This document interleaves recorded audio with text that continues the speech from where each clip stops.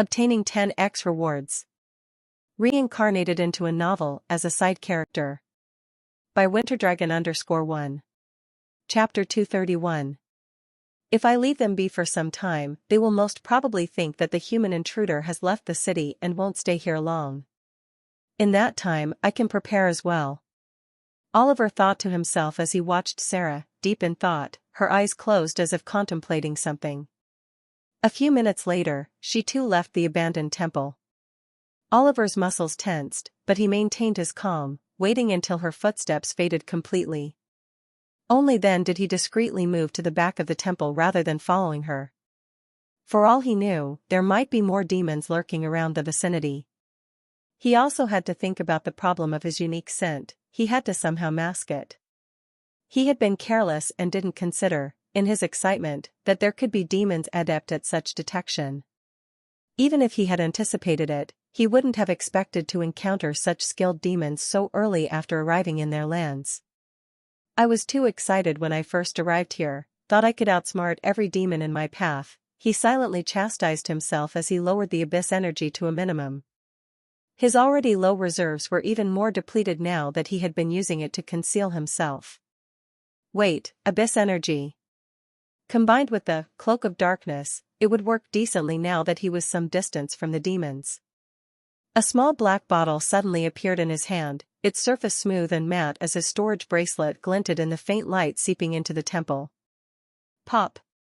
With a popping sound, he opened the lid of the bottle and swiftly poured the contents over his head, specifically onto his hair. After the liquid was completely absorbed into his hair, he began rubbing it like shampoo, and in a matter of seconds, his pristine white hair began to darken, ultimately becoming black. His reflection in a shard of broken glass revealed someone else entirely. Gone was the unmistakable mark of the Mystic Purge clan heir. This was a special hair dye he had bought long ago in case of emergencies like this. He didn't want any demon to recognize his identity at any cost. The woman, Sarah, knew about his mother, Ophelia, the Death Witch. She must have a lot of information on the Mystic Purge clan as well. His white hair would definitely give him away to demons like her. Now, with his hair completely black, he looked entirely different from before. Not to mention, very few people had seen his face, so it would be hard to recognize him from afar, especially in the demon lands. After making sure his hair was completely dyed, he quickly pulled out his compact mirror to double-check. His lips twitched at the sight. I almost look like a regular demon under this light. If not for the horns or other racial features, he could try to disguise as a common demon. After ensuring his hair was completely black, he did something unexpected.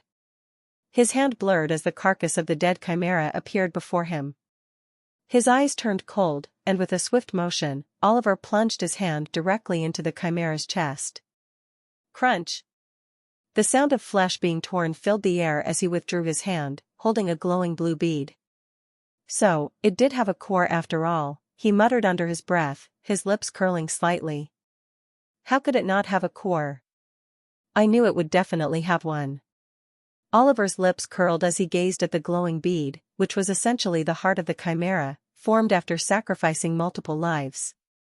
The core of the chimera served to aid all its functions and was essentially its life source. Oliver had kept the chimera's body to sell later or use for materials, but he had been thinking about a way to retrieve its heart. This had been troubling him, given that his abyss energy was low. Despite being an artificial being, the chimera still had its own heart, which served similar functions. So he felt he might just be able to recover his abyss energy by consuming the chimera's core. Without hesitation, Oliver placed the shiny bead in his mouth and swallowed it like a pill. A hot sensation instantly spread from his throat to his chest, then to every inch of his body. A fiery surge of power hit him almost immediately. His eyes widened as an intense heat radiated from the core, sending waves of energy spiraling through his veins. He felt a strange sense of ecstasy wash over his mind, as if he had eaten the best thing in the world. His mouth started watering involuntarily. A burst of primal power coursed through his soul. His mind was influenced by instincts and desires, urging him to seek more hearts, more power. He felt an insatiable hunger, unlike anything he had ever experienced, as if he were no longer human but a monster. This growing hunger made him realize that consuming the core was causing him to lose control. He quickly began calming himself, focusing hard to suppress those unwanted instincts. He felt hot, as if something within him was constantly changing while he focused on controlling his psyche. While Oliver was alone, focusing on maintaining control, a subtle change occurred. His form flickered for a moment, and his pristine white skin turned pitch black, almost resembling the chimera he had exorcised when it was just born. His fingers twitched involuntarily, curling into claws for a split second before returning to their normal form. The transformation was brief, lasting less than an instant, before returning to normal, with his smooth white skin restored. Oliver didn't notice the change, as he was too focused on his mind. But something had definitely occurred at a deep level. What exactly? He hadn't the faintest idea. My abyss energy is overflowing now. Oliver let out a satisfied grin as he felt the abyss energy flooding his body. Not only had it recovered, but it also seemed to have increased by a whole level. Name, Oliver Mystic. Race, human. Status, rank 2. Strength, level 6. Espera, level 5. Abyss energy, level 5. Charisma, level 4. Luck, level 4. Chapter 232. After the breakthrough, not only had his strength and Espera leveled up, but his charisma had increased as well. Exorcists were known to maintain eternal youth if they so desired. With each rank, they gained more vitality and power, granting them longer lifespans and youth. I'm getting stronger faster than I expected, he mused. Now that this is taken care of, I need to search for those things. A glint of purpose flickered in his eyes. He had some items in mind even before coming here, those things were only present in the demon lands. He needed them for his secret weapon to be made. He had already gathered quite a few materials beforehand. Only a few things were remaining. Oliver, drawing on his knowledge from the novel, knew how many fortunes the demon lands held for both exorcists and demons. It would be a shame to pass up such opportunities. Moreover, there are quite a few important characters who should be pretty weak now, right? His grin broadened as he realized that the greatest treasure trove might be something else entirely, beyond just resources. But first, survival comes before everything else. He walked out through the temple's back exit. With his abyss energy overflowing, he no longer feared the Inquisitors finding him anytime soon. As the Inquisitors had planned, the entire city was sealed off, and there were no exits left unsupervised. The guards were suddenly on high alert, and the civilians panicked. All they were told was that the Inquisitors were doing a routine inspection, nothing more. But how could the civilians not worry when even the gates to their city were sealed off, as if to cage something inside? Nevertheless, there was some unrest, but that was all. Most of the citizens had absolute faith in the Inquisitors and felt at ease with 3 of them in the city. Inquisitors had a great reputation and strength.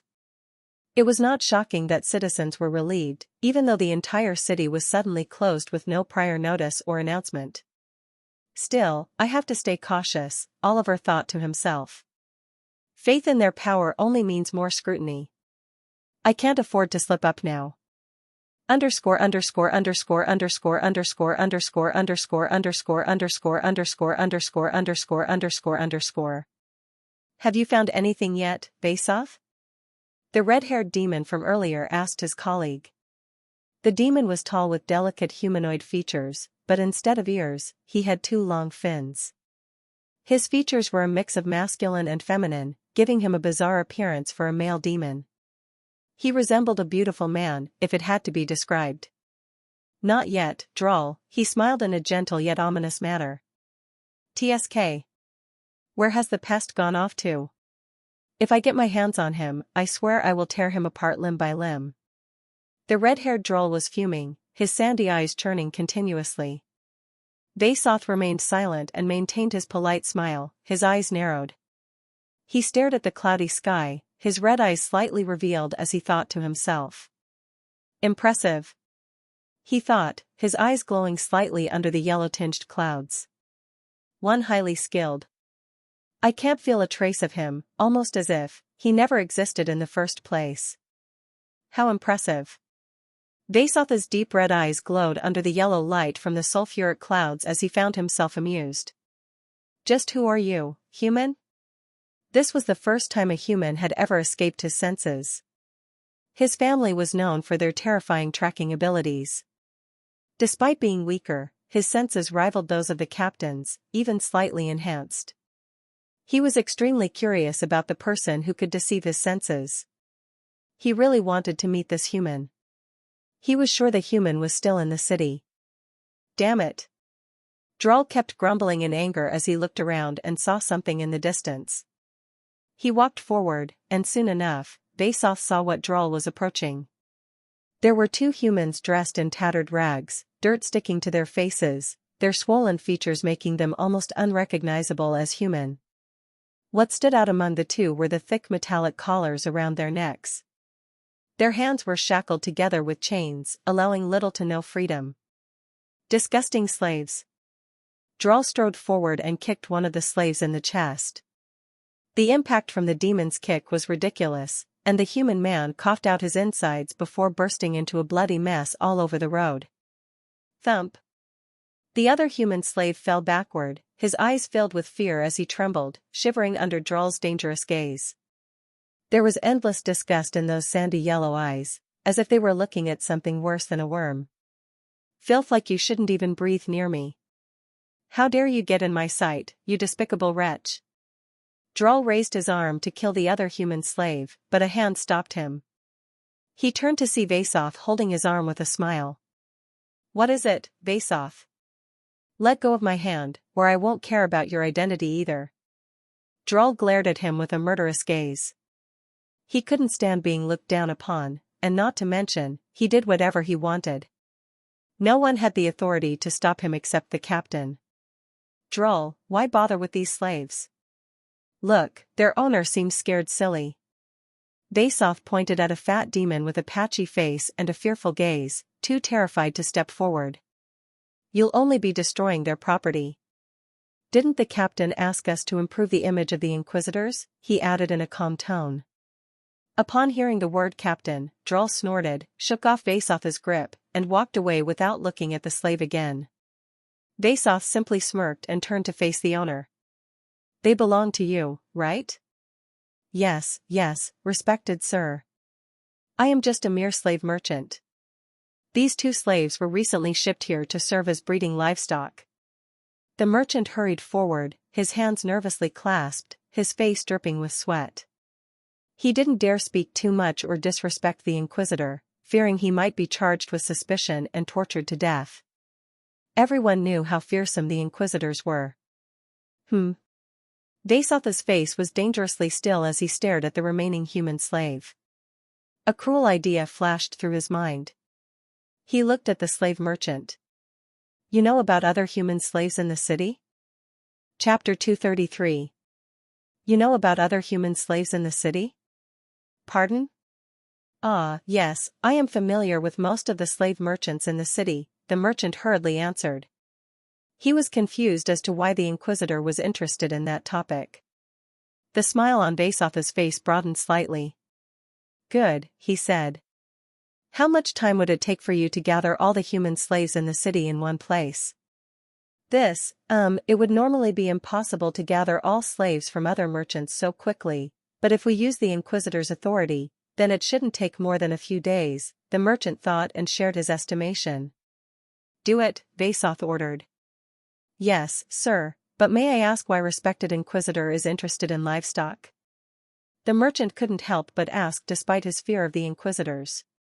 If it had been Droll instead of Vasoth, he wouldn't have dared to ask such a question, but Vasoth seemed more approachable. He had even helped stop Droll from killing his property. So, he hesitated but asked in the end. To catch a big and clever rat. Vasoth laughed and left, leaving behind a confused fat merchant. A rat. The merchant didn't quite understand what the Inquisitor meant, but he quickened his pace as he dragged the slave away to meet with the other merchants of the city. No matter what, since the Inquisitor had ordered it and with the recent sealing of the city, there was definitely something going on behind the scenes. Perhaps he could get a hint or two from his merchant friends. He knew it wasn't wise to delay, and that perhaps he might learn something valuable from his fellow merchants. Even the city lord had to give face to an inquisitor. He couldn't imagine any merchant disobeying the order to hand over their human slaves.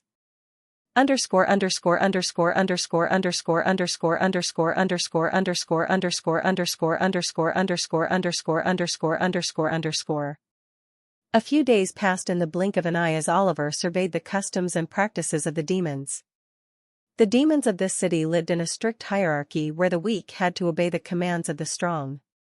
It was a brutal world of fighting, violence, and madness. The demons came in all sizes and shapes, which helped him blend in with just a simple cloak. Although he couldn't truly disguise himself, his modified appearance and careful use of abyss energy helped him move unnoticed in the city's darker, more chaotic corners. His scent, which almost gave him away, was properly masked by using mud. Of course, such a cheap trick wasn't enough to escape the sense of smell of that red-haired inquisitor, so he carefully used abyss energy to keep his scent hidden. He felt relying on abyss energy wasn't the best solution. If he could learn alchemy properly, he would be able to produce a scent-neutralizing potion. At that point, even the most skilled demons would have a hard time detecting his scent. I'll need to track down some alchemical ingredients when the time is right, he noted, silently adding it to his growing list of objectives. Hey, did you hear the rumors? Oliver's ears picked up the sound of a conversation taking place. He was currently in a cheap, inconspicuous bar filled with shady, poor demons, sitting quietly in a corner. What rumors? A demon asked. It seems the inquisitors have ordered the gathering of all the slaves around the city for some reason, the demonic companion whispered, but Oliver heard it clearly, his senses far beyond normal. All the slaves in the city? The demon asked in surprise. No, not all, but all the human slaves. What are they going to do with the livestock? The other demon asked, sounding idiotic.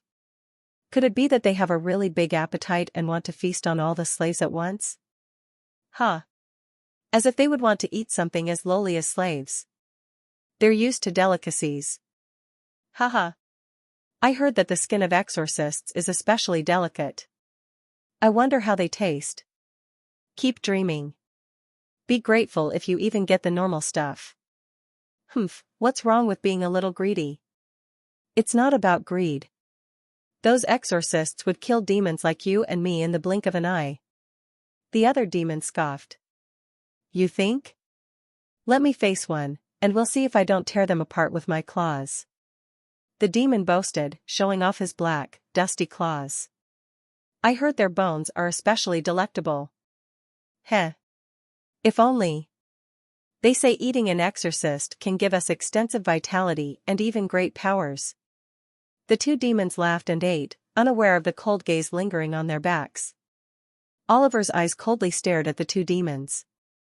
One demon had 3 arms and 1 eye, while the other had a charcoal-like body. His eyes glowed slightly under the darkness of his hood as he pondered. The demons abduct humans and use them as slaves, or worse. Humans serve as food for the demons, suffering the worst kind of treatment. It's basically torture. The inquisitors are gathering all the humans in one place? It's obvious what they're planning, to lure me out, Obviously, Oliver wasn't the type to fall for such a simple bait. If he were a righteous exorcist with a strong sense of morality and justice, he would have walked right into this obvious trap to save the slaves. He was reminded of Evelyn, the kind of protagonist who would have gone out of her way to fall into such a trap to save everyone. But he was not her, and his ambitions stretched far beyond that. However, isn't this the perfect opportunity to get the highest quality hearts? A thick, dark aura clouded behind Oliver, making all the demons present in the bar involuntarily shiver. A sinister smirk appeared on his face. Since you want to provoke me, then don't blame me for being cruel. His decision was swift. If they wanted to draw him out, he'd give them exactly what they wanted. But not on their terms. Chapter 234. It was clear to him that the fate of all the slaves being gathered in one place was worse than death. Even if he had no attachment to them, they were still humans. As a fellow human, it wouldn't be fair if he didn't respond in kind. If what I have in mind is possible, I might just be able to save the others. But it wouldn't be for the slaves, it would be for his plan. Dasoth could never have imagined that their decision to seal off the city would only make it easier for Oliver to push his plan forward. The city was no longer a city, it was now a hunting ground. Oliver felt a dark thrill settle in his chest as he thought about it. It was only a matter of time before it became clear who was the hunter and who was the prey. The demons at the bar were confused. The sudden chill they all felt at the same time was inexplicable. The two demons who had been chattering earlier left the bar. Like the others, they too felt a sudden discomfort in the atmosphere, so they decided to leave. The table where Oliver had been seated was now empty. Underscore underscore underscore underscore underscore underscore underscore underscore underscore underscore underscore underscore. Damn. I feel itchy on my back. What was that just now? The green-skinned demon asked. I don't know. It was definitely not something good, his companion replied, shaking his head. He couldn't help but feel tense as well. Even after the two had left the bar, the heavy feeling didn't leave them, it only intensified with each step they took. They were alone in the alley, and strangely, there was no one else around. Only their footsteps echoed in their ears. Each step felt heavier than the last as they continued walking in silence. Suddenly, a voice called out. Hey! The two froze in their tracks. The heavy pressure intensified as soon as they stopped, as if they were carrying hundreds of rocks on their shoulders. The voice sounded like a child's, but for some reason, neither of them could turn around. It was as though they were frozen in place. Were they really frozen? No. They were shivering, a primal fear had taken hold of them, and neither dared to move. Their instincts told them that if they took just one step, they would die. The brave green-skinned demon with 3 arms from earlier gnashed his teeth, trying to push through the fear gripping him. He hadn't even seen the opponent's face, yet he was paralyzed with fear, shaking in his boots. His claws trembled violently. He and his companion had many enemies in the back alleys, and regular fights were not uncommon. It was survival of the fittest, just like anywhere else with demons. But he had never felt such a terrible sensation before. It was as if he were sitting inches away from the maw of a terrifying monster. If he moved, the monster would devour him. But even then, he was a hot-blooded demon and forced himself to face it. He let out a demonic scream and turned around to confront the owner of the voice. He saw it. His final sight. A boy in dark hooded clothes. A black hood concealed his features, but beneath that pitch-black darkness were 2 ominous orbs of death. Golden sulfuric clouds shimmered above him, and his visage looked almost as if the Grim Reaper had ascended from hell. And that was all he saw before his vision turned upside down. Even as his head fell to the ground, only a single thought remained in his mind. Is that what death looks like? The companion barely moved, his gaze discreetly landing on his friend's body, or what was left of it. All he saw was a headless body and his companion's lifeless head lying neatly beside it. His blood ran cold as he saw the shadow of the enemy standing behind him. From the shadow, he could make out a long, sharp sword in the enemy's hands. He instantly realized that it had been the sword that beheaded his friend. His mind raced through all their enemies, but he couldn't recall a single one who used a sword as a weapon. The shadow was clearly a master swordsman, a demon who lived by the sword. It wasn't the kind of brutal killing he had seen in alleyway fights. This was precision, something cold and professional. The precise cut was clean and smooth, he hadn't even realized when his companion was cut apart. It was all too smooth to be called a brutal murder. However, despite his companion's death, he didn't think of revenge. On the contrary, he thought of all the ways he could make himself useful, hoping the enemy would spare his life. His body trembled with fear, but he tried to keep a calm mind as he heard approaching footsteps. Who do you serve, demon? Lord Gurion. He didn't hesitate to give the name of his boss. If it could make the enemy hesitate, it was worth it to save his life. But he doubted the shadow would care. The level of the lethal sword strike he had just witnessed far surpassed anything he had ever seen, completely beyond his realm of understanding. Who is he, demon? Another question came in a cold voice. The demon found it odd how the person kept addressing him as demon, almost as if he wasn't one. It was understandable though, it felt like someone repeatedly addressing you as human. But the demon ignored the strangeness and quickly replied, Lord Gurion serves directly under the city lord and controls around 90% of the city's streets. She is the third most powerful demoness in the city, and everyone respects her. No one dares to challenge her in the city. He mumbled the last part quietly, hoping the enemy would think twice before killing him. But he froze when he heard a cold series of laughter. His claws trembled as the ominous sound filled his ears. The laughter made his skin crawl. The enemy clearly didn't care about Lord Gurion. Why would such a terrifying being care about a demoness in the city? The thought terrified him even more. Who could be this bold in the city? Chapter 235. Just to add, Lord Gurion is also quite precious to the city lord. They say she's the secret lover of the city lord, he blurted out in tension. Take me to her. The voice spoke without a hint of emotion. The tone was cold, devoid of even a hint of hesitation. It was not a suggestion but a command. A command that, if refused, would cost him his life. Why yes. The demon regained his composure, his eyes shining with a malicious glint. What an arrogant fool. Once we're in Lord Gurion's turf, they'll skin him alive for killing one of her subordinates in her own area. Since he wants to die so badly, then follow me.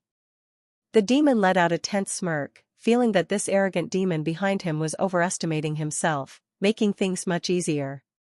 The demon felt the pressure on him disappear. Without turning around, he began to walk forward, leading the arrogant fool to his death. Sir Vasoth, these are all the human slaves that were present in the city. We have gathered them in the city square as per your instructions. Some of these slaves belonged to officials, but after hearing that it was you who wanted them, they didn't resist and handed them over.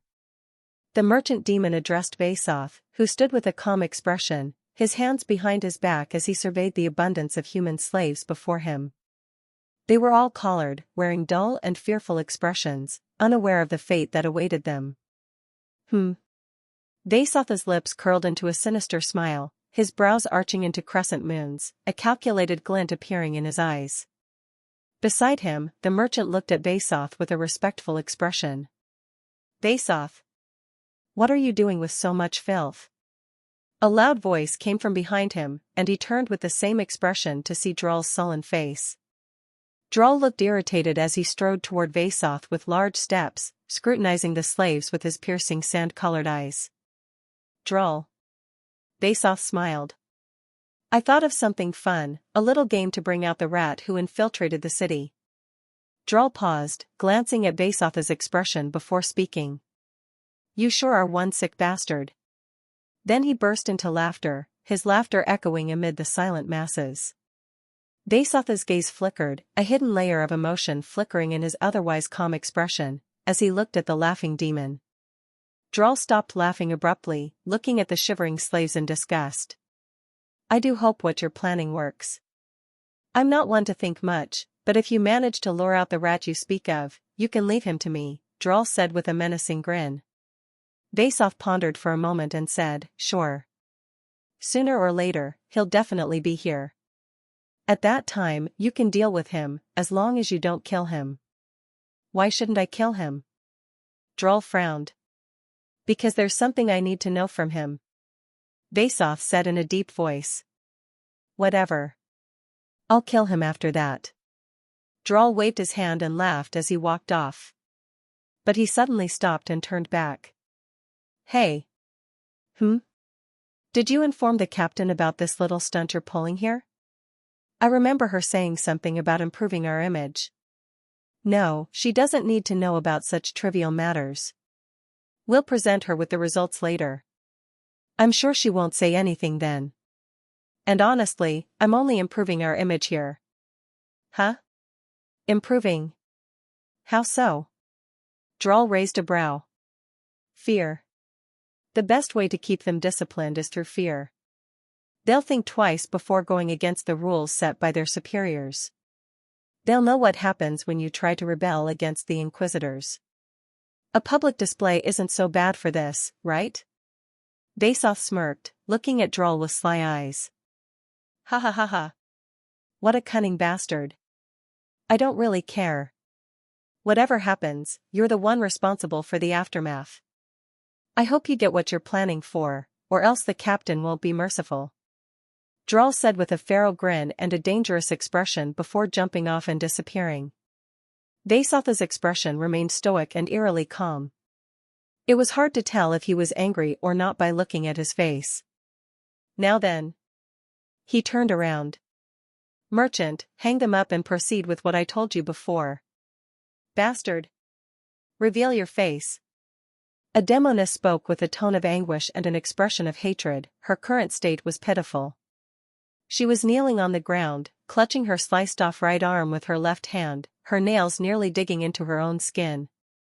Her posture was tense, and there was a bloody scene surrounding her. Dozens of demons with bulky bodies and dangerously sharp claws lay scattered around, all cleanly sliced as if by a very sharp sword. Despite their ferocious and intimidating appearances, they were now a tangled mess of blood and flesh. The stench of blood was thick in the enclosed space. The once proud warriors of the city, reduced to mere remnants in the face of a single enemy. Before the kneeling woman stood a boy shrouded in a dark cloak, hiding his features completely. I have strong ties with the city lord, the woman gritted her teeth and said. If you kill me here, the city lord won't tolerate it. He is a mid-level demon, think carefully about your actions, there's still time. The woman's blue face flushed red with anger and shame, forced to beg for her life by invoking the city lord's name. All her pride was crumbling, the image she had built, the power she held over the demons of the city. Everything was on the verge of ending. She had to beg for her life. Oliver's eyes gleamed darkly as he listened to the demoness. As he watched the demoness grovel, Oliver couldn't help but feel a surge of satisfaction. A mid-level demon, huh? Memories resurfaced in his mind as he recalled the power scaling for the demons. Unlike exorcists, who followed ranks, the demons had a different system.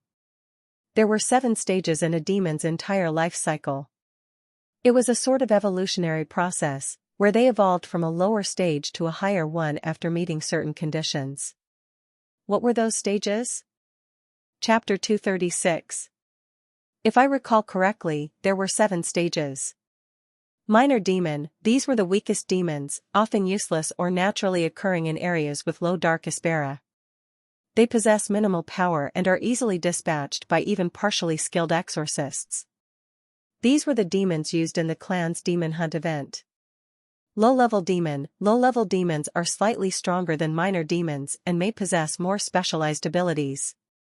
They're still considered relatively weak and often serve as foot soldiers for higher-ranking demons. For reference, the demoness was a low-level demon. Mid-level demons are more formidable, possessing greater strength, speed, and intelligence compared to lower-ranked demons. They often have more complex abilities and serve as commanders or enforcers in demon hierarchies. The city lord was supposedly at this level, while the inquisitors were more or less close. High-level demons are among the most powerful entities encountered by exorcists. They possess immense strength, supernatural abilities, and definitely require advanced tactics and teamwork to defeat. High-level demons often serve as leaders or generals in demonic armies. Catastrophic demons are extremely rare and possess power on a catastrophic scale. They are capable of causing widespread destruction and chaos, posing a significant threat to both humans and other demons.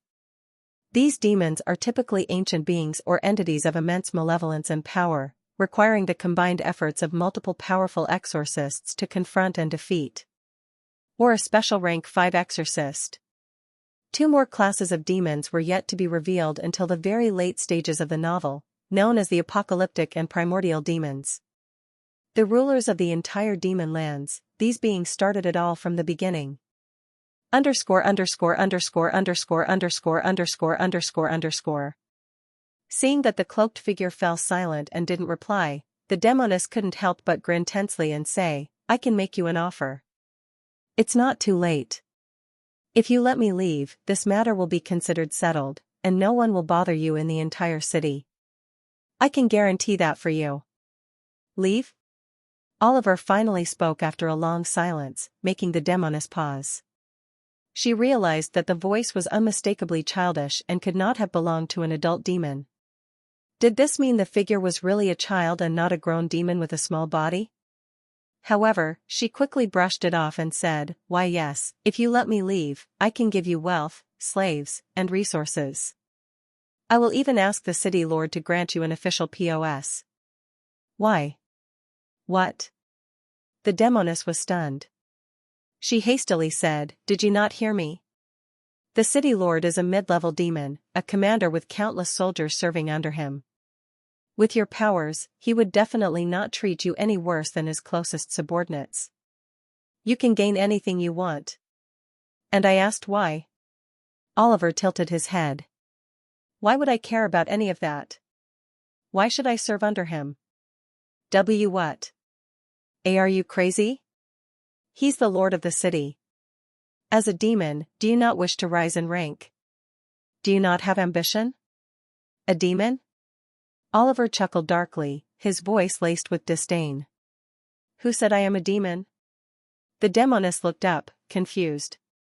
Slowly, he removed the hood covering his head, and the light from the candles illuminated his face. The demoness' expression shifted from utter confusion to shock. Human, she screamed, her eyes bloodshot with shock and fury.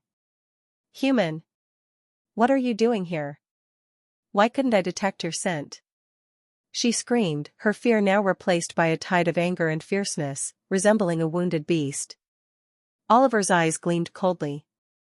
The demoness felt a chill in her heart as she looked at his ominous expression, his hair black as night, his eyes deeper than the bluest ink, and a face devoid of emotion.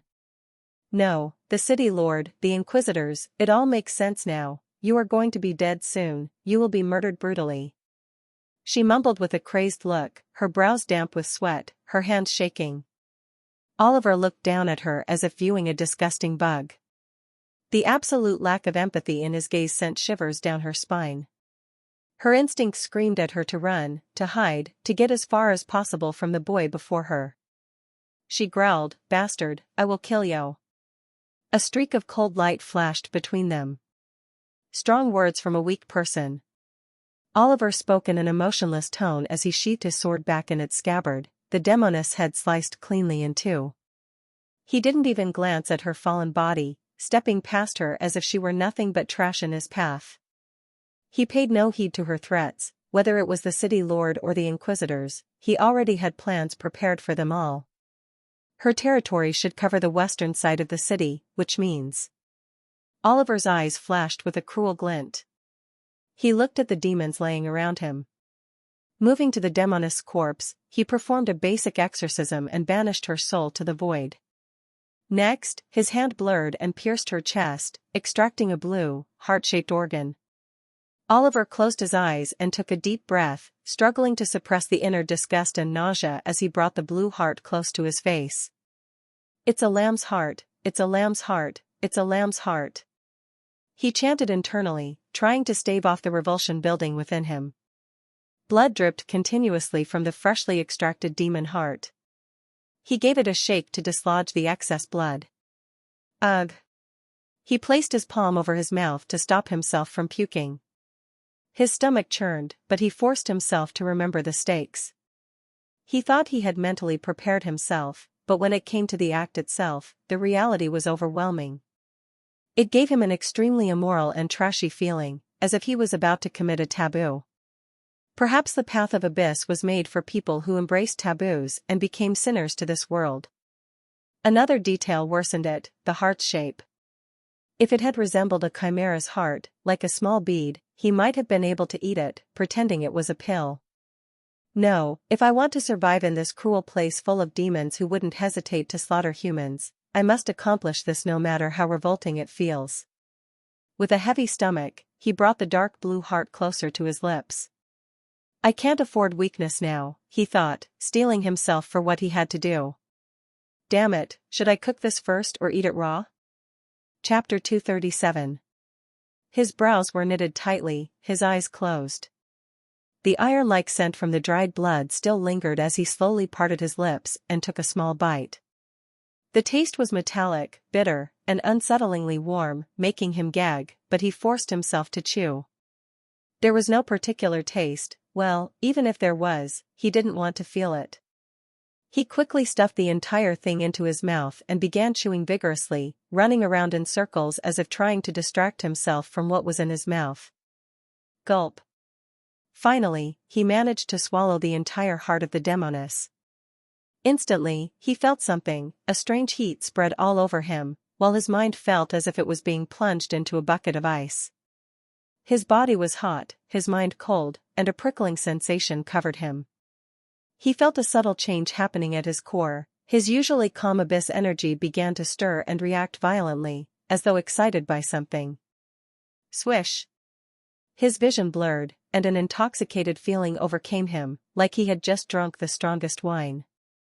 Boom! In the next moments, his entire body convulsed. Heat and cold clashed within him, the intense cold flooding his mind, as if frostbitten needles pricked every corner of his consciousness. His heart pounded erratically, each beat sending waves of heated energy through his veins, making his skin tingle as if jolted by a low current. Shiver! It felt as if his abyss energy had come alive, writhing and pulsing beneath his skin, clawing to escape and consume more. He gasped, his breath visible like mist as freezing tendrils of energy swirled within his chest, meeting the fierce heat rising from his core. A violent shiver racked his body, not just from the cold but from thrill. The taste of power, the demoness essence, was now his. With each heartbeat, he felt his senses sharpen, his mind both intoxicated and clear, able to see, hear, and feel in exquisite, overwhelming detail. His hands tingled, his vision flickered, and his veins surged with something dark and primal, like molten metal flowing beneath his skin. It was intoxicating and excruciating, as if every fiber of his being was being reforged from the inside out. A dark urge whispered within him, urging him to consume more, to seek even greater power. And then, with a final shudder, it settled. The fierce, electrifying energy coiled within him, waiting, like a beast at his command. He opened his eyes, feeling the world differently, almost as if shadows themselves leaned closer, whispering secrets that only he could now understand. What is this? Oliver thought, sensing a change within himself. He could tell he had gained something from consuming the demoness heart. He focused on identifying it and quickly found the answer. A basic heat resistance trait? Interesting, does that mean I gain something unique every time I consume a heart? He frowned, pondering. No, that's definitely not the case, there's something more complex at play here. He decided to test it out. Moving to the nearest demon, he swiftly extracted its heart, and, suppressing his disgust, swallowed it. All he felt was a subtle shiver, no new trait, just a slight increase in his abyss energy. So it's not guaranteed, he murmured, frustrated. This must be random, perhaps. If I'm lucky or certain conditions are met, then maybe I'll receive a specific trait or ability from the creature whose heart I consume. Wait, now's not the time to think about these things. He realized he was getting distracted, time was ticking away, and he had to hurry. His eyes turned cold as he surveyed the demons lying around him. Forgive me, it's revolting, but necessary. Survival has no room for morals, he muttered, his voice low. He knew the world was vaster than he had thought, with monsters beyond imagination lurking in the shadows, ready to devour the careless. If he didn't adapt, he would be just another casualty in this brutal world. He had to devour them before they devoured him. Eat or be eaten. Underscore underscore underscore underscore underscore underscore underscore underscore underscore underscore underscore underscore underscore underscore underscore underscore. What do you mean, he's disappeared? Jenna paused, looking up with raised brows and an unmasked emotion as she looked down at her subordinate. Where did he disappear to? She asked. This? I don't know, ma'am, the kneeling man replied, looking up. As per your orders, I reached the city to keep him safe in case the clan exorcists found him. But by the time I arrived, he had already completed his mission in the playground. Already? Her eyes flickered with surprise. She knew this was no random mission but one that would determine ranks.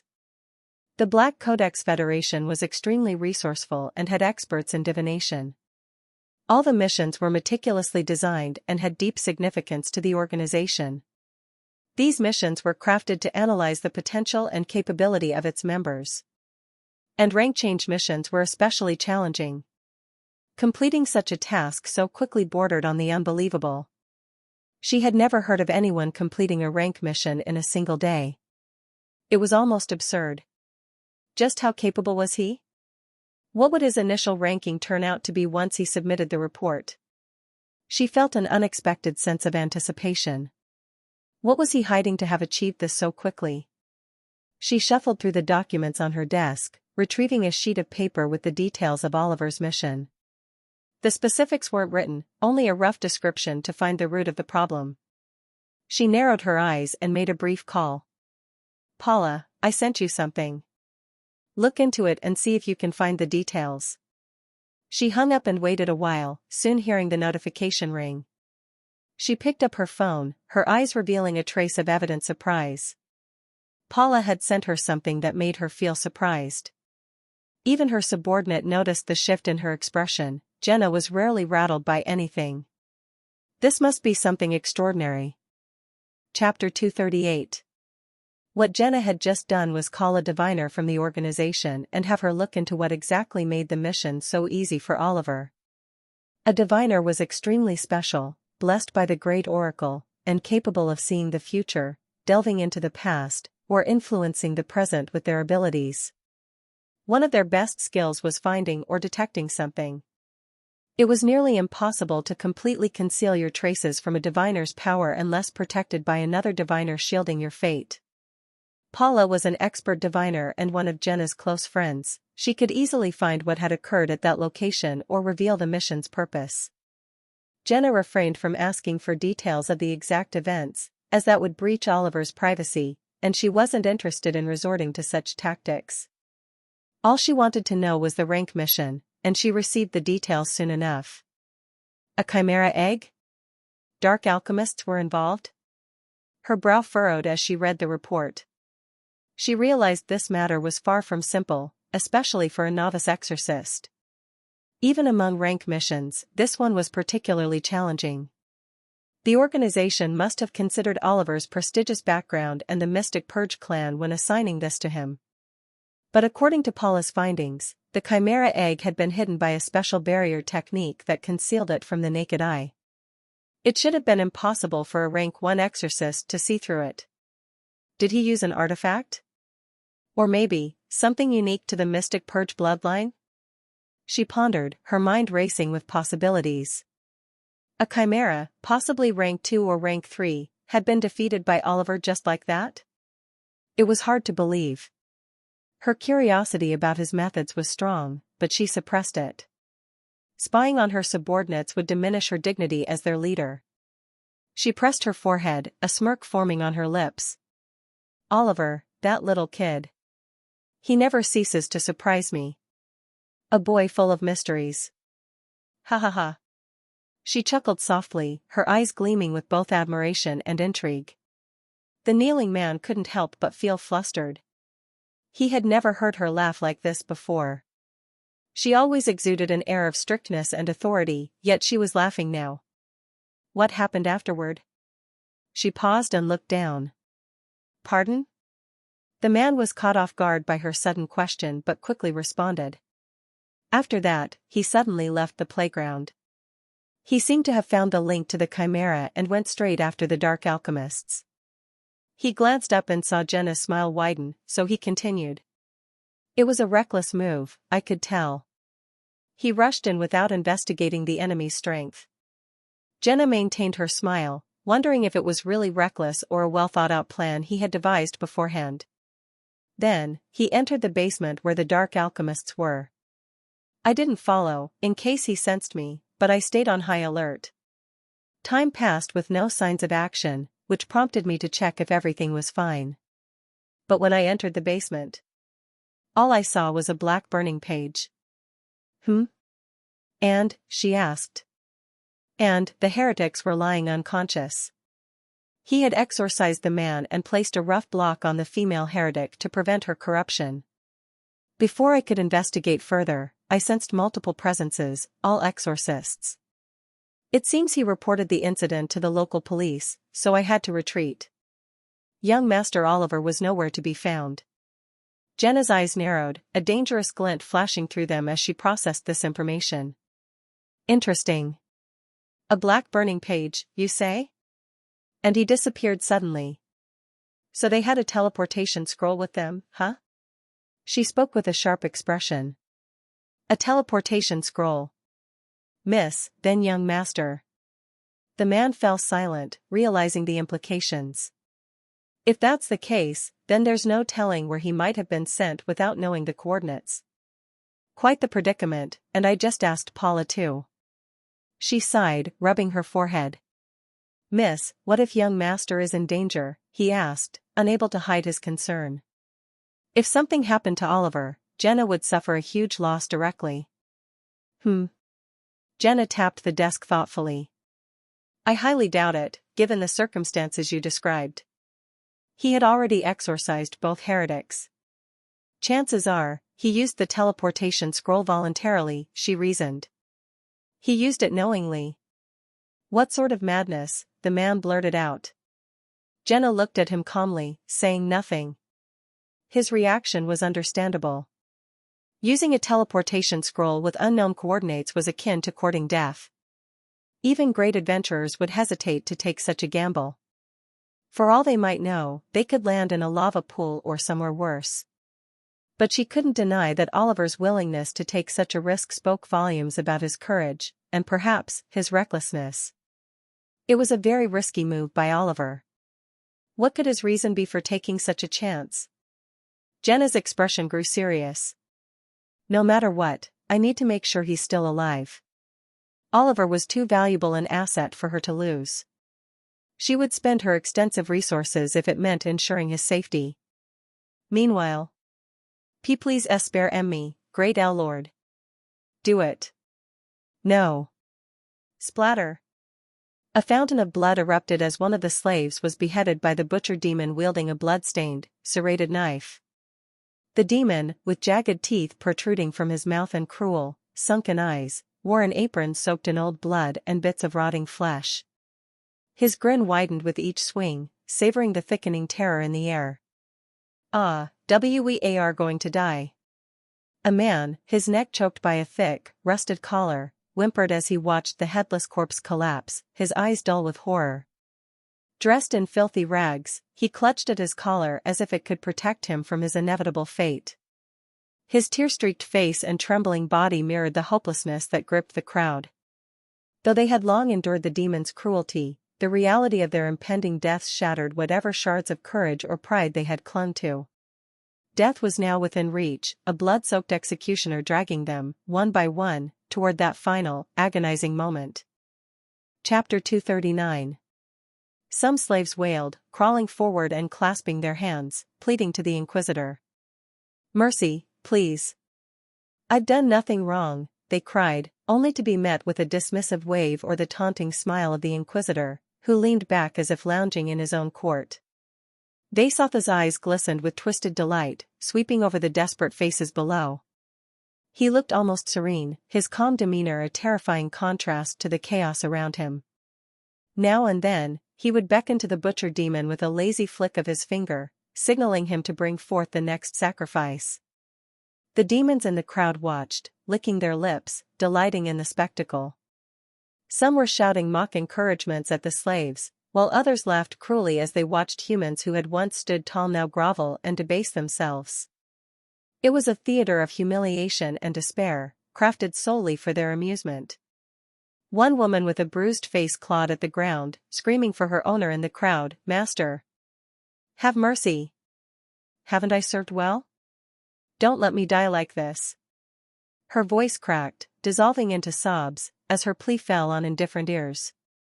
Her owner, a demon with red eyes like burning embers, chuckled, as if this was a reward rather than a punishment. The cries of those begging and the sight of others lowering their heads to the cold, stone ground only fueled the demon's derision. They leaned forward, eagerly awaiting the next execution, like spectators waiting for the climax of an act. The horror was inescapable, each sound, each scent, the coppery tang of blood, the stale stench of fear, saturating the square. The Inquisitor's voice sliced through the din, calm yet commanding. "Is this all humanity is capable of? Such pathetic creatures? Or perhaps one among you still clings to bravery?" He paused, his gaze sweeping over the assembled slaves, as if expecting an answer. The silence that followed was suffocating, the slaves paralyzed by his words, unsure if any response would mean a quicker death or a temporary reprieve. Among the crowd, one small figure remained silent, her expression defiant. A young girl with short, coal-black hair and piercing purple eyes stared at the scene, her fists clenched tightly at her sides. Unlike the others, her gaze held neither fear nor submission, but an anger that burned as brightly as the torches around them. She didn't cry out, didn't lower her head, instead, she glared at the Inquisitor, her jaw clenched in silent defiance. The girl's eyes burned with a fierce resolve, a determination that had not yet been crushed by the endless suffering she had endured. Each swing of the butcher demon's knife, each plea from the slaves around her, only seemed to harden her resolve further. Her gaze remained fixed on the Inquisitor, and for a fleeting moment, his own eyes met hers. Vasoth curled his lips, it seemed to amuse him to find her interesting as compared to other slaves. The hint of her defiance in her eyes made him want to crush her. He tilted his head slightly, studying her with a new glint of interest. Here was one who would not beg, who would not tremble. A rare specimen, almost too precious to destroy outright. In a smooth, calm voice that resonated with malice, he called out, "Bring the little one here." The demons in the crowd sneered, eager to see the spirited girl brought low. She was forced forward by a rough hand on her shoulder, but she didn't flinch.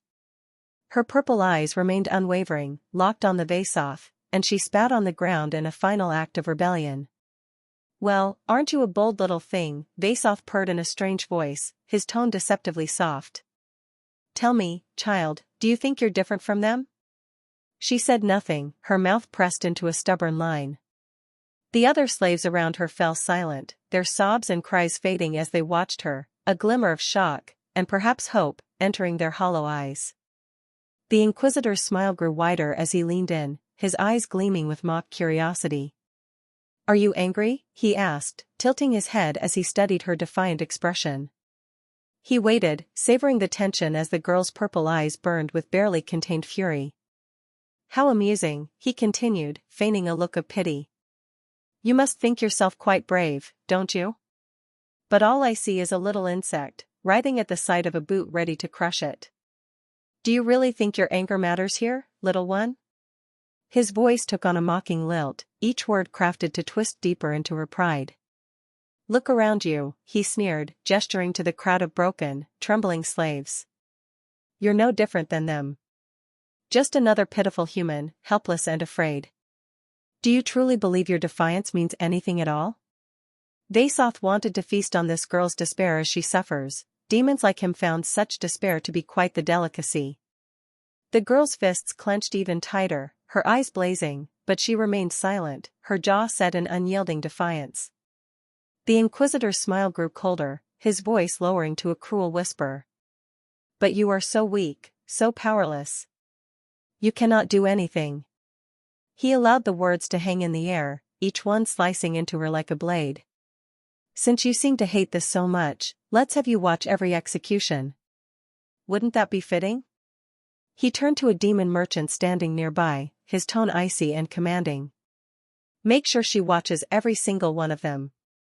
The merchant nodded eagerly, a twisted grin spreading across his face as he beckoned two demons to seize her. They moved forward, each grabbing one of her arms, yanking her to the ground and forcing her head to face the execution platform. She struggled against their hold, her teeth gritted, her face contorted with rage and frustration.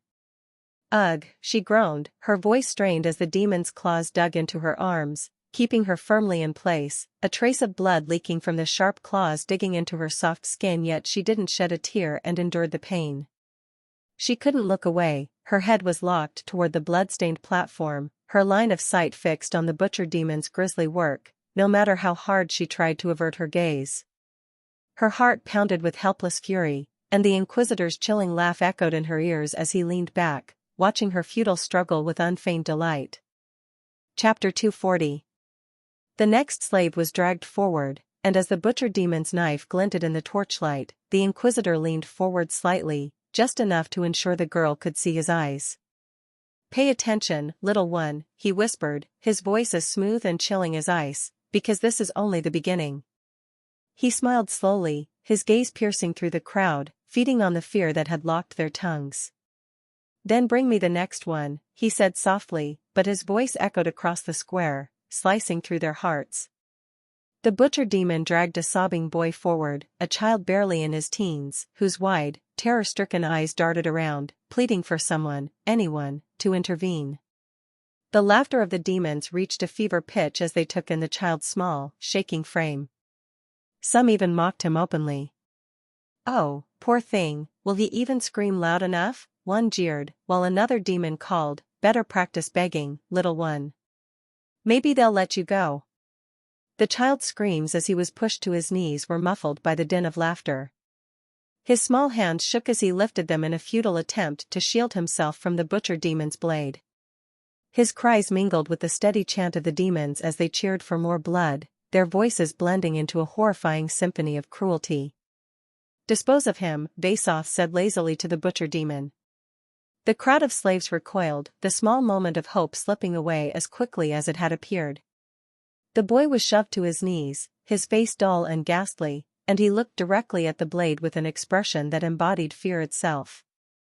The little girl shook slightly in anger, her strained eyes not wanting to watch her own kin being executed at a demon's whim.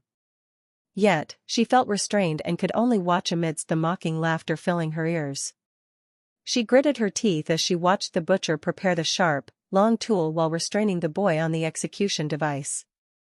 Swish! The butcher demon raised his axe, ready to strike the screaming boy. She wanted to close her eyes, but each time she tried, the merchant would yank her hair with force. Just as the butcher was about to behead the boy, a loud sound echoed across the surroundings. It was a booming sound. Vasoth abruptly turned his head to the west, and as he did, he saw a shadowy object flying towards him at terrifying speed. Boom! Vasoth stretched his palm forward, and a translucent gray barrier appeared, covering him. The shadowy object collided with the barrier and fell to the ground before him. All the demons and slaves alike, stunned by the sudden interruption, turned their heads towards the object that had struck Vasoth as barrier. Vasoth looked down, his pupils dilating as he recognized the thing lying at his feet. "Droll," he whispered in an eerie voice as he observed the bloody corpse of his comrade. It was a sight that left him speechless, a twisted, brutal mockery of his former ally. It was the lifeless body of the Inquisitor Droll, the red-haired brutal demon from before. The condition of the corpse was beyond imagination. The body was missing limbs, with visible holes in various parts. Both his yellow, sandy eyes were gouged out and missing, as if someone had forcefully extracted them. The most noticeable feature was the corpse's chest, where a gaping hole was visible, a void where his heart should have been, allowing anyone to see the ground through the empty cavity. It was clear that Droll had been tortured and brutally killed, there was no doubt. The sinister removal of the eyes and heart sent chills through the hearts of those close to Vasoth, who looked at Droll's body. A hush fell over the crowd as they absorbed the horror of what lay before them. Even the most hardened demons felt a prickle of fear run down their spines. Vasoth wore a serious expression, the atmosphere around him dark and eerie. This was a scenario he had never anticipated. Droll, his companion who had come to the city with him, now lay dead before his eyes. Vasoth knew better than anyone present how powerful Droll had been. Even he was unsure he could defeat Droll one-sidedly, much less leave him in such a state. He glanced once more at the tattered body of the demon Inquisitor and felt a deep sense of unease. Droll belonged to a prestigious family of demons known for their berserk and violent nature, a bloodline feared throughout the demon lands. He was physically superior to most demons of his level, thanks to his excellent inherited genes. He possessed multiple abilities and had a high affinity with the sand element. Cornering him would not have been easy. Not to mention, he also had a special trump card. Yet, despite all this, Droll had died so miserably, a troubling sign. This meant the enemy had completely overpowered Droll. How one-sided it must have been. Droll's unique eyes should have bought him time to distract the enemy and escape. Those eyes were an inheritance from his forefathers, and even against higher-level demons, they should have worked for a moment or two, giving Droll enough time to use his artifacts to flee. But the result was before him, his eyes gouged out. The enemy must have taken them. Such arrogance. Vasoth muttered under his breath, his jaw clenched. Ha ha ha. Vasoth's features distorted as an ugly expression twisted his beautiful face, a shiver running through him. The fact that Droll's body had been thrown at him must have been intentional. What was the human intruder trying to convey? Vasoth turned and glanced at the confused, fearful slaves, his gaze becoming subtle and a bit colder. He understood the message. Leave the slaves, or he would meet a similar fate. However, the human was clearly underestimating them. A cruel smile spread across his face. Trying to threaten him in his own domain? What a fool. Vasoth would make sure he regretted it. Chapter 241. Their captain, Captain Sarah, was present in the town. He only needed to convey to her once he found the human invader, she would take care of him. He didn't doubt that the human invader was weaker than her, otherwise, he would not have needed to hide in this city. The nerve, a human defiling our land, he muttered to himself. A vain pauper on his calm face. This is quite the predicament. Vasoth paid little attention to Droll's death. To him, there was no particular relationship between them, nor were there any benefits to be shared. Indeed, Droll's death came as a shock to him, but that was the extent of it, a momentary shock. He glanced at the corpse with mild distaste. A waste of talent, he thought, but nothing more. Sir Inquisitor, this? The merchant anxiously asked as he looked at the lifeless, tortured body of the other Inquisitor. He could now understand things subtly, this whole event to execute human slaves out of the blue, followed by the sudden death of an Inquisitor. It was clear the Inquisitors were likely trying to find someone in the city. And that someone was dangerous. To have killed an Inquisitor so boldly and thrown their body to a crowd was a daring move. It was obvious the person was strong, given how brutally they had finished Droll. But what was more shocking was their boldness. Killing an Inquisitor was a serious offense against demons. The Inquisitors served directly under the Lords of Demons, and acting against them was akin to rebelling against a demon lord. Such an act would bring severe consequences. The Inquisitors were not feared for nothing. In fact, most demons would sooner betray their own kin than risk crossing one. Looking at Vasoth's calm face, the merchant could tell that Droll's death didn't faze him much. The demons in the crowd were whispering loudly, slowly, and discreetly scattering. They all knew that a bloody battle could break out at any moment, and in the fights of the strong, weaklings were the first to perish. The merchant was sweating bullets. He wanted to leave as quickly as the others but didn't dare to invade Vasoth's presence. Such chaos over one corpse, he thought, irritated by the crowd's sudden weakness. It looks like the rat hunt will have to pause for now. The rat is not a rat, it seems, Vasoth said clearly. He didn't look at the slaves and left directly. All the demons present were shocked. Wasn't this cowardly? Was the Great Inquisitor scared? Otherwise, why would he leave in such a hurry? Leaving behind the livestock and abandoning everything in the middle. The merchant felt even more fear. He, too, looked at the slaves but suddenly didn't want to order his subordinates to drag them back. After all, this entire ordeal had started with these slaves. Droll's corpse was a chilling reminder of the consequences. Droll's corpse was still fresh, a direct warning to them. It was shameful to be so fearful of an unknown person, but he valued his life more. Even Vasov, an inquisitor, had left without saying anything, so no one could blame him. Of course, no one would dare say anything to Vasov's face either. Wrap up. Everyone, go back to your homes. Sir Vasov had something urgent come up, the merchant announced without explaining further. One of the demons, who appeared to be the master of one of the human slaves, asked from the crowd, "Can I take my slave back?" The merchant halted, looked to see who had asked, then replied coldly, "Scram." There was reluctance among the demons in the crowd, unhappy to leave behind the slaves they had bought. But despite their unwillingness, no one voiced much objection. The image of Droll's brutally tortured corpse was still fresh in their minds, even after his body had been taken away by the guard demons. Fear had cemented itself in the atmosphere, gripping the crowd like an iron chain. No one wanted to suffer such a fate, so one by one, they all left, abandoning the confused slaves. The black-haired girl was also released by the guards, who shoved her away. She stumbled forward but managed to balance herself. Her purple eyes reflected hatred for the demons, but at the same time, there was another emotion not present before. It was admiration and desire.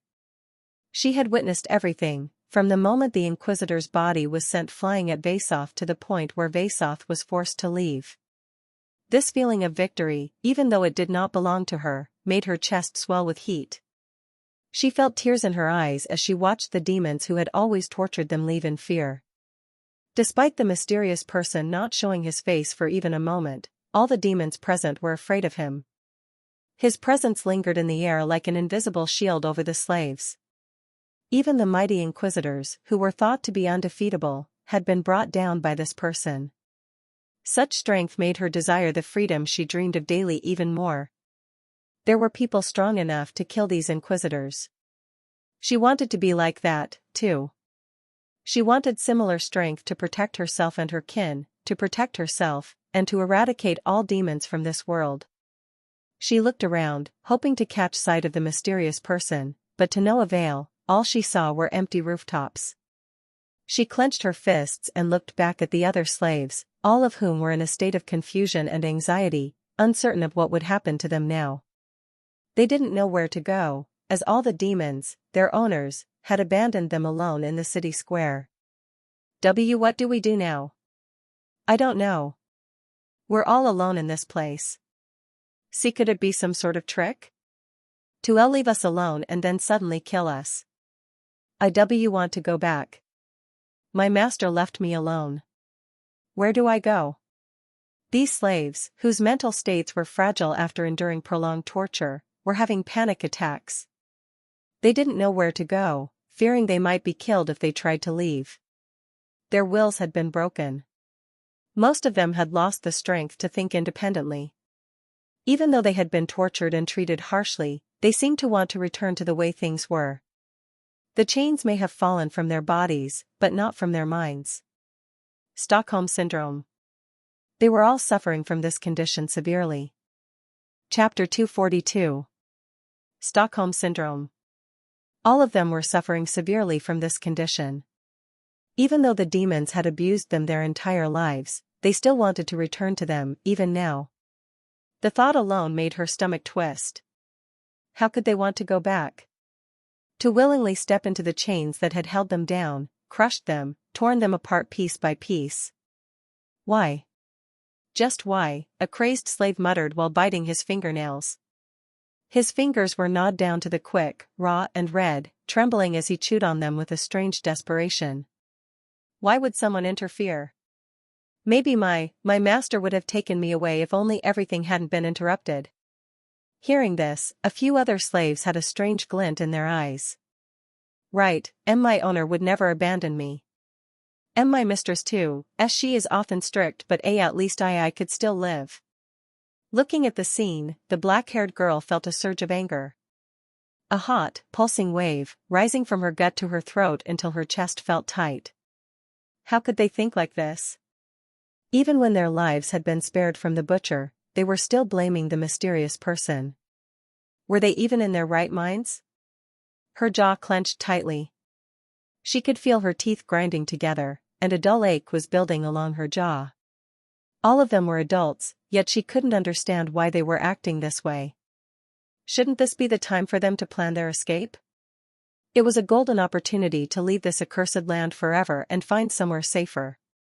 Somewhere without the demon's shadow looming over every sunrise, where they could breathe without fear. She didn't know where it would be safe, and she wasn't even sure if such a place existed for them, but one thing she knew for certain was that they had to leave quickly before the demons returned. And if possible, she wanted to find that mysterious person who had saved them. She believed that if they grouped together with him, they might truly be safe from the demons. But the others weren't even thinking straight. Their eyes were glazed, as if they were looking at something far away, something only they could see. She gritted her teeth and spoke. "Stop arguing and blaming the Savior. If not for that person, we all would have been beheaded. We need to get out of here quickly before the demons return." The arguing slaves paused and looked at the young girl. "Escape? I wouldn't dare, no." "Right, we cannot leave, where would we even go? Humanity has abandoned us anyway. We might as well go back to our owner." "Why, you're right. I'll go back too." Many others voiced agreement, and the girl's expression turned to disbelief. It was like watching drowning people refuse the hand reaching to pull them to shore, choosing the darkness below instead. She couldn't understand why they would want to return to their cruel lives, even after being given a chance to escape. No, she had to stop them. "What are you all saying? Why are you trying to go back? Let's leave." She ran up to an elderly woman and tried pulling her back to prevent her from leaving. "Elle, let go of me," the woman screamed hysterically and pushed the girl away with force. Crash! The ground rushed up to meet her, and she landed hard, gravel biting into her knees and palms. The girl was thrown back by the force, falling and scraping her knees. "Ouch," she groaned in pain as she looked down at her knees, which were now scratched and bleeding from the rough texture of the road. Blood welled up, bright against the dirt, stinging as it trickled down her legs. The slaves didn't even bother to look back and began running to their places, to their demonic owners. She was discarded. No one listened to her, no one cared about her. It was as if her voice was nothing more than a breeze, swept away without a second thought. She tried to get up but stumbled forward in pain. Her knees were hurt and bleeding now. She gathered her courage and tried to support herself against a nearby wooden crate. The rough wood dug into her palms, but she held on, feeling the splinters bite into her skin as if the pain could anchor her in this nightmare. A few slaves still remained who, unlike the others, hesitated. She closed her eyes and calmed her mind. In the silence, she forced herself to breathe, each breath shallow and quick, her chest tight with the weight of everything unsaid. Opening her eyes, she glanced at the others and asked in a low yet somewhat hopeful voice, "Well, since you didn't go back, that must mean you also want to escape, right?" They looked at each other, their faces filled with fear and hesitation. One woman clutched her arms around herself, her shoulders hunched as if trying to make herself smaller, less visible. Another young man kept glancing over his shoulder, flinching at every distant noise. It was clear they, too, were contemplating whether to return or not. But the cruel days of torture held them back. "How do we get out of here?" A boy in his late teens asked the others. Should we just run toward the north gate? I heard there are the fewest guards there," someone suggested. "No, I overheard my mistress say on the way here that the city has been sealed on the Inquisitor's orders." What? What do we do now?" Panic spread among the remaining few slaves. "And no. I'm going back too, it's hopeless." One of them broke down and ran back in a hurry. The black-haired girl swallowed hard, her throat dry as sand. Huff. She rubbed her thigh, trying to soothe the pain. She had expected this to some extent. She felt too tired to stop them from leaving, she knew there was not much she could do. A bitter laugh echoed in her mind. Here they were, given a chance at freedom, and they were too afraid to take it. Was this what the demons had reduced them to? Chapter 243. Should we attack the demons? No. Impossible, we'd be captured without mercy. Then, maybe steal weapons and kill the guards. Her eyes narrowed, a fierce glint flashing through them as she imagined it, a desperate, brutal fight for freedom, no matter the cost. She had already made up her mind that to survive, they must be ruthless toward their enemies. But the problem was that they couldn't compete with specially trained guards, and there was no guarantee the other demons would stand by and watch. She didn't know what to do in such a situation. Her mind raced, but every plan seemed like a dead end, another trap waiting to snap shut. There were 6 of them left, but where could they even go? Almost every corner had demons. Wherever they went, they would be devoured. Is there really no way out? She sighed internally, lamenting the situation. Even though they'd been given a chance, they were helpless. Her legs were injured, and she could barely balance herself, let alone attack the demons. She wasn't even sure if she could run away. If, in the end, the demons returned and captured her and the others, it would truly be the biggest waste of an opportunity. Maybe they'll starve me to death. She wondered what sort of treatment awaited her once she was taken back. The thought left a bitter taste in her mouth, and she clenched her fists, nails digging into her palms as if the pain could keep her focused. If that's how it was going to be, why did they even bother leaving us here? Did they already know we'd go back on our own? Was this their attempt to completely crush our spirits? She looked down at the ground, her eyes feeling warm for some reason. Her vision blurred, the edges softening as something hot prickled against her lashes. She quickly wiped at her face, smearing dirt across her cheek. It was then that a voice suddenly sounded. "Only you 6 are remaining? What a shame." A magnetic voice echoed in the quiet city square, instantly attracting the attention of all 6 of them. The girl's head snapped up, her heart pounding as she scanned the darkness. She looked up and saw a figure slightly taller than herself, cloaked in dark robes. Deep blue eyes, visible from beneath the hood, stared at them scrutinizingly. "Even after going through all that trouble, only 6 of you had the courage? How lame." The girl's breath caught, her chest tightening. Those eyes seemed to pierce straight through her, cold and calculating. Her eyes widened, and she hastily asked, "Are you the one who did that?" The man turned his gaze toward her, and she felt a chill run through her as she looked into those cold blue eyes. "Indeed, if that's what you're referring to," he nodded. "Ah." The girl's face went blank. A mix of awe and fear settled over her, and for a moment, she forgot the pain in her knees, forgot the hopelessness that had weighed her down just moments ago. Wait, why did you come only now?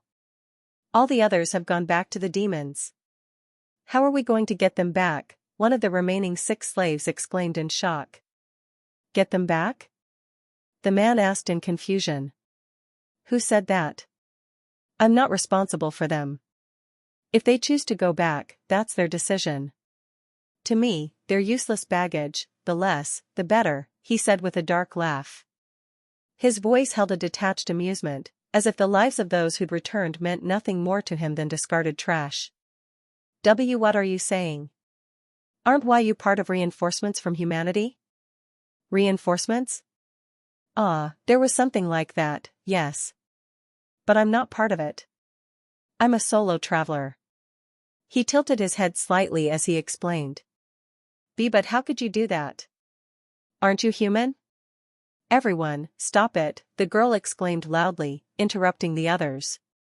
Her voice shook, but her eyes were steady. "Be grateful that this person came to save us. Those who have left have already been corrupted by the demons. Taking them along would only add to his responsibilities." She spoke firmly.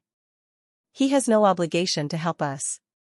He could leave us alone in this place. Are you confident enough to fight and survive against the demons? Right now, we must stick together and follow what he has planned for us." The man raised an eyebrow, though his expression remained hidden under the cloak. Internally, he looked at her with interest, noting that she was the youngest of the group and yet possessed such courage. Looking into her eyes, he sensed the dominant spirit within her. She hadn't yet been broken by the demons. "What's your name?" he asked. I don't have a name." She stammered, her cheeks flushing with a mix of shame and defiance. "Forget it, then. All of you who want to escape, follow me. I believe you've all made up your minds, haven't you? He turned around, his cloak fluttering slightly in the chilly wind as he continued, of course, those of you who are afraid, don't bother. I won't protect you much. You'll be on your own. So, if you're willing to risk it, follow me. With that, he entered the nearest alleyway, waiting for them to follow him. We must do this, it's the same in both cases. Even if we return, there's no guarantee we won't be killed or that our treatment would get any better. This is the first and last chance to escape. Even if it costs our lives, we should risk it now. The black-haired girl got up, trembling, her knees shaking, but her eyes filled with determination. Pain shot through her legs as she moved, but she gritted her teeth, willing herself to ignore it. I will follow him. The rest is up to you, I can only persuade so much. We're humans and should cooperate when we can. It was clear from her words that she valued her race and kin deeply. She was persuading them for the sake of their shared humanity. She knew she couldn't let her kin suffer any longer. With that, she limped and dragged herself toward where the man was waiting. Every step was agony, her knees burning, but she refused to slow down. Soon enough, another person followed her, then another, and then two more. Chapter 244. Just like that, all 6 of them began following him through the narrow alleyway. The smell of the gutter was strong and overwhelming. It was evident that this was where the city's waste tunnels were connected. The black-haired girl instinctively wrinkled her nose as she did her best to keep up with the others. The foul air seemed to cling to her skin, seeping into her clothes and hair. The stench was suffocating, a sickly blend of rot and decay that clung to the back of her throat. Her young age, coupled with her knee injury, made it difficult, but she remained silent. Gritting her teeth, she pressed forward, her mind fixed on the thought of freedom, even if it lay at the end of a dark, foul-smelling alley. She was clearly trying not to be a burden on anyone. Every step sent a sharp jolt of pain through her knee, but she forced herself to keep moving, her jaw clenched tightly against the discomfort. One could tell she had matured well beyond her years under harsh circumstances. Her breathing was heavy as she grew tired, but the group didn't stop. The pain was relentless, flaring with each step until her legs felt like they would buckle beneath her. She wanted to ask if they could pause for a second so she could catch her breath, but she was afraid that Oliver, who was ahead, would ignore her and leave her behind, abandoning her. The other slaves were too occupied to pay attention to her. The group mostly consisted of teenagers, with the only exceptions being a man in his mid-20s and a woman in her 30s. Huff. Huff. Her breaths were coming in ragged gasps now, each one catching in her chest. Her eyes felt partially blurry as she kept walking. The stench from the surroundings was making her dizzy, and the pain was increasing with every step. Her rags were drenched in sweat, and her steps felt heavier and heavier as her eyes opened and closed intermittently. Each time her eyes drifted shut, she struggled to force them open again, her vision swimming as exhaustion clawed at her. Slowly, darkness covered her vision as she fell forward onto the ground. However, before she could hit the ground, a hand caught her, lifting her entire body up. The grip was firm, almost gentle, and for a moment she felt as if she were floating, as if the pain had faded to nothing. She could only hear muffled sounds, the last words she heard were, "Such a stubborn girl, just like her." And with that, she fainted. Underscore underscore underscore underscore underscore underscore underscore underscore underscore underscore underscore underscore underscore underscore. In a luxurious room somewhere. I am incompetent, Captain. Please punish me as you deem fit. Vasoth was kneeling on a carpeted floor. In front of him was a chair, and seated on the chair was Sarah. The room was lavish, with dark velvet drapes and polished mahogany furniture, a stark contrast to the harshness of their conversation. Sarah's expression at that moment was extremely cold and dangerous. Her eyes barely suppressed the murderous intent raging inside. Droll was dead. And the killer was still unknown, they did not even know his face. Vasoth had planned foolish stunts behind her back and had failed miserably, further ruining the reputation of the Inquisitors. So far, they had achieved nothing but loss since they had arrived in this city. There was nothing noteworthy about them. Vasoth had run away cowardly when he saw Drul's lifeless body. Vasoth, you have successfully ruined our reputation. How do you feel? She questioned in a stern voice. The silence that followed was heavy, oppressive. Vasoth lowered his head, his face pale, beads of sweat collecting at his temples. He was wiser, he remained silent rather than risking anything more. Once we return to headquarters, we will proceed with your punishment, she said, her tone still harsh. For now, identifying and finding the culprit comes first. Mobilize all the forces present in the city to find him, no matter what, she continued. We have the city lord's approval to use his forces. Do not disappoint me anymore, Vasoth. Yes, ma'am. Vasoth bowed even further. His hands clenched into fists at his sides, his jaw tight with suppressed anger. He felt angry and humiliated, because of one human, he was being berated and punished. Despite Drul's body being thrown at his feet, he had still been unable to sense that human. It was certain the human had been very close at that time, yet his exceptional senses had detected nothing. The thought gnawed at him, a constant itch he couldn't ignore. Just what sort of technique was the human using to hide himself? Whatever it was, Vasoth had to find it. It was an extremely risky variable. The family he belonged to was known for their exceptional detection senses, and if humans had managed to develop a way to evade those senses, it would be a huge setback for the demons in the wars. He had to find the human, make him reveal the secret, and then promptly develop countermeasures, no matter what. As he was contemplating, a knock sounded on the door. Sarah frowned, she had clearly instructed not to be disturbed. Enter, she said. A young demon entered the room, dressed in the city's official guard uniform, with a rough air about him. The guard bowed quickly, though his eyes darted nervously between Vasoth and Sarah, sensing the tension. Miss Sarah, the city lord urgently wants to meet you and Sir Vasoth. It's a matter of utmost importance, the guard said. A matter of utmost importance? What is it about? She questioned. I am afraid only the city lord can tell you that. He has asked me to escort you both to him as soon as possible. He seemed distressed. Sarah's eyes narrowed slightly. She thought for a moment before nodding. All right, show the way. The guard saluted and gestured for them to follow.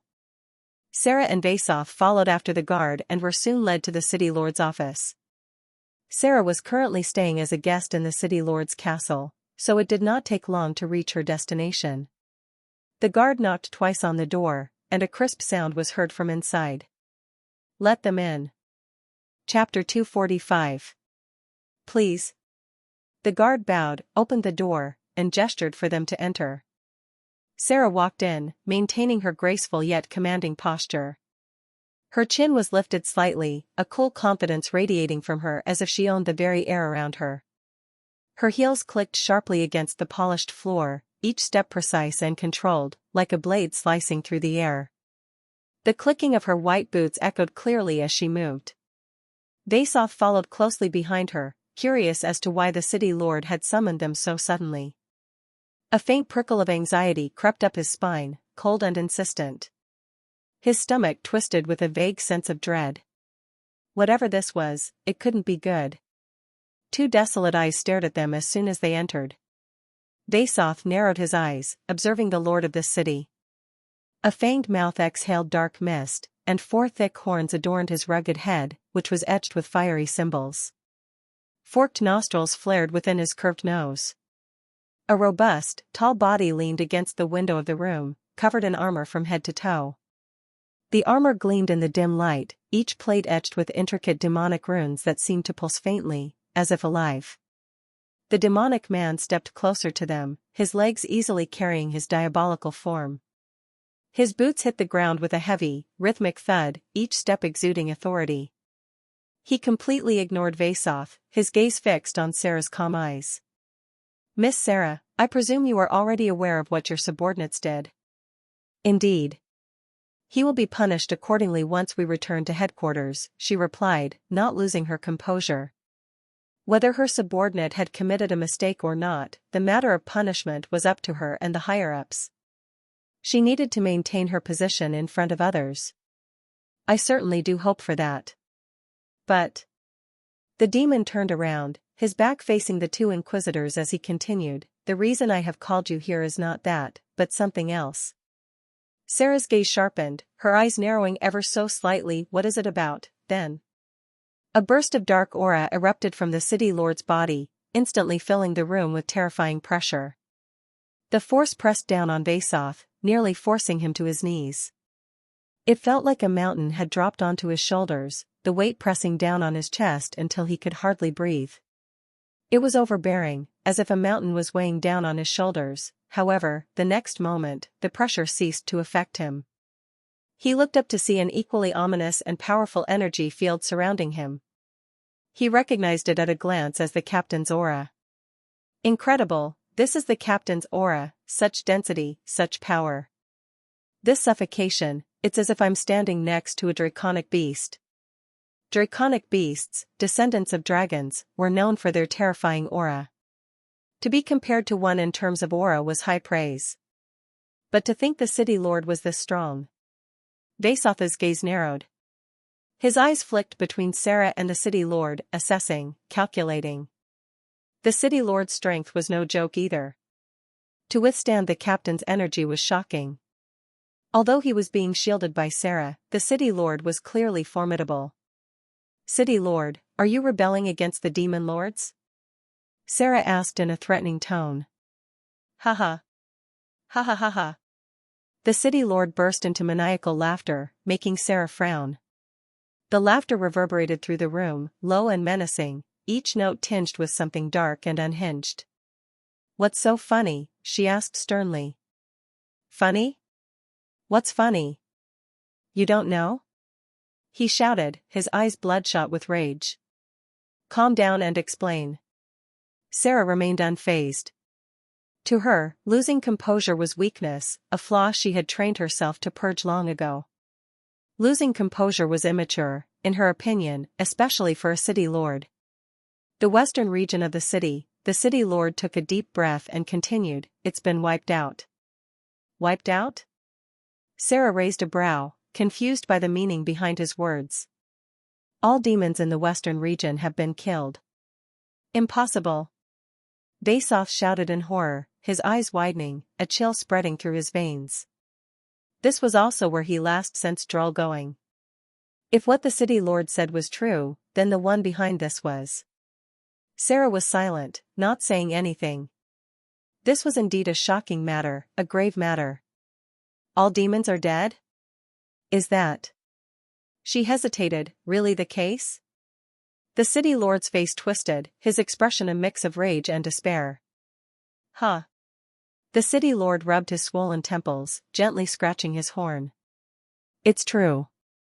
I received the report from the northern guards who went to inspect.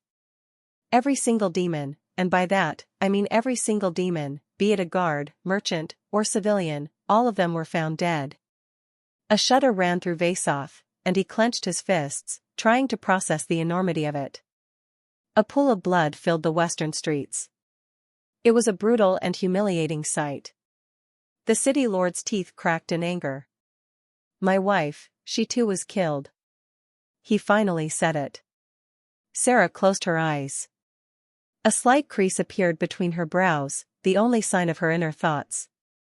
It looked like things had gone way out of hand. She had to step in now. There were no excuses for their incompetence. They were in this city for a mission, although it wasn't directly related, the security and order of the city naturally fell under the Inquisitor's purview whenever they visited. If she didn't find the culprit now, it would escalate into a major issue at headquarters, especially for those eyeing her ambitious rise in the hierarchy. Could it be a scheme? She didn't dismiss the possibility. She had numerous enemies who wanted nothing but her downfall, so it wasn't impossible that they would act in such a way. Her mind raced, calculating potential threats, forming contingencies, but she kept her face calm and unreadable.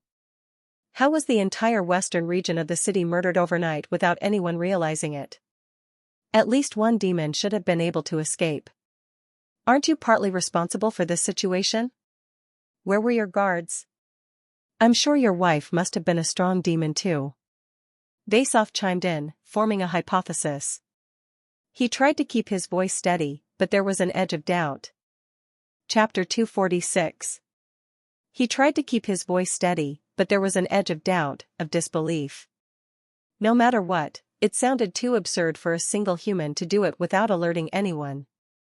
The very idea gnawed at him, an entire region wiped out, and yet no one had noticed until it was too late. He didn't want to believe that this was done by the human but rather that it was some kind of ploy. Haha, you brat, you think I don't know what you mean? Grow your horn first before suspecting me. It's my city, and all demons here are my subjects. I won't sacrifice my kin for useless schemes, the city lord growled, his voice low and dangerous. Sarah stepped forward. The air around her seemed to sharpen, a cold, dangerous edge in her stance. I will handle this matter personally from now on.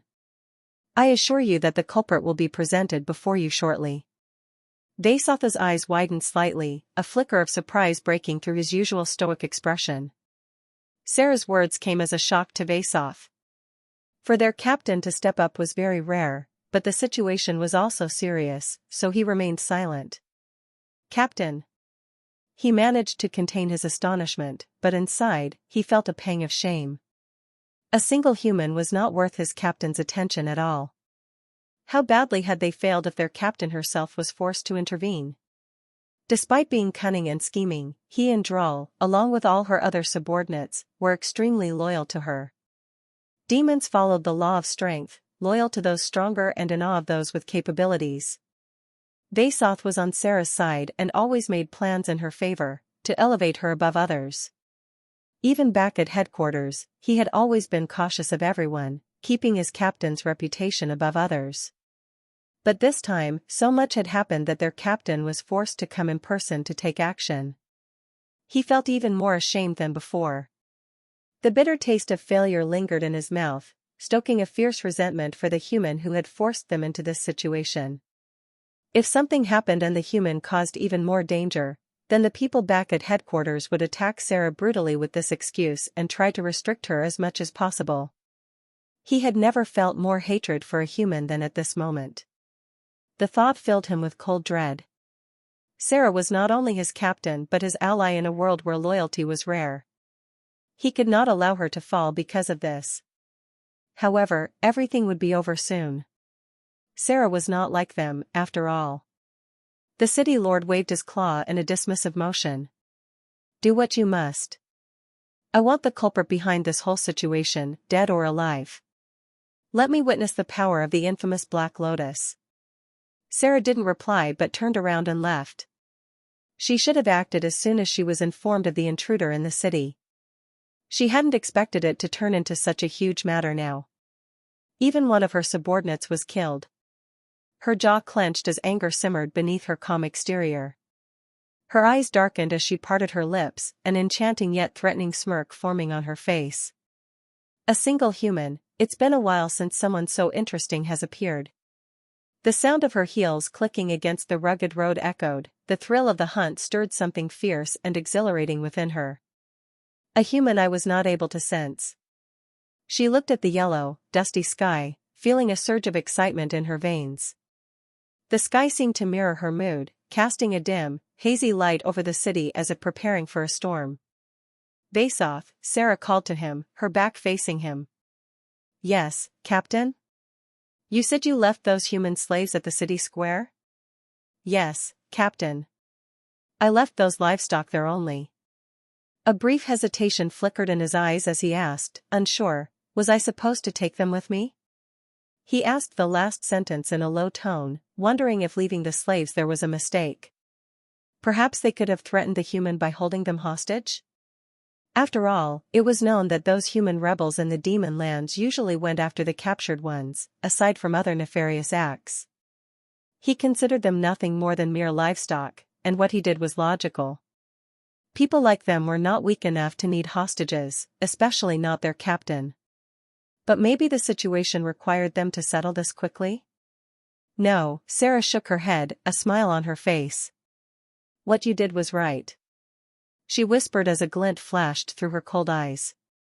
It was a calculating look, a gleam of anticipation that Basoth rarely saw.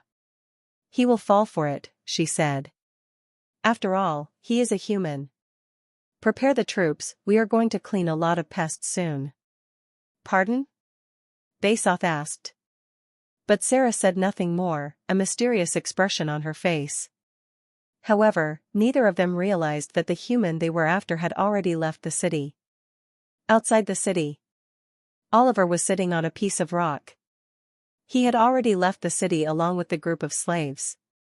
The city gates now lay far behind him, the distant silhouette of the walls barely visible in the misty morning light. He had incapacitated the guards at the city gate and forced their way out. Now, he was sitting across from a makeshift campfire with a few pieces of sleeping cloth laid out in the open, where the other 6 who had left with him were resting. They had, of course, looted the guards at the city exit, ransacking everything. Coins, food, and scraps of armor lay scattered around the camp, hastily gathered trophies of their escape. Oliver didn't want to share his belongings in the space artifact with them, after all. Even after rescuing them, he didn't have any solid plans for them. His gaze flicked over the sleeping forms, his mind already calculating his next move. Chapter 247. It was then that he remembered the existence of secret human reinforcement hideouts spread across the demon lands. Of course, he didn't remember exactly where they were, but fortunately for him and the others, the older man among the 6 knew about the place from his time spent with other captives who were now dead. He had barely managed to survive among the demons and was quite resilient. With Oliver's extensive knowledge and the man's awareness of the terrain, it didn't take them long to guess where the reinforcement hideout would most likely be.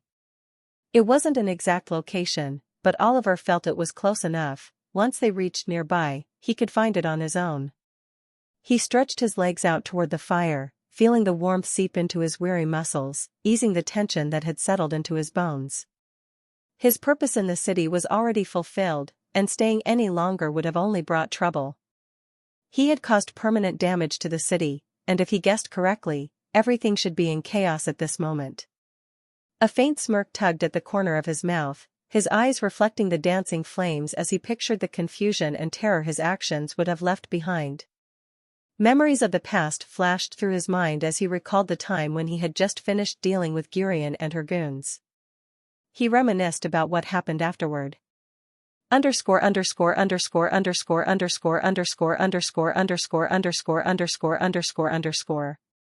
Few days ago. Phew. It was quite the work. Oliver wiped the sweat from his brow, his hands slick with the blood of demons. The stench clung to him, metallic and foul, but he hardly noticed any more. He wiped off his sweat after finishing with all the hearts he had extracted from the demons.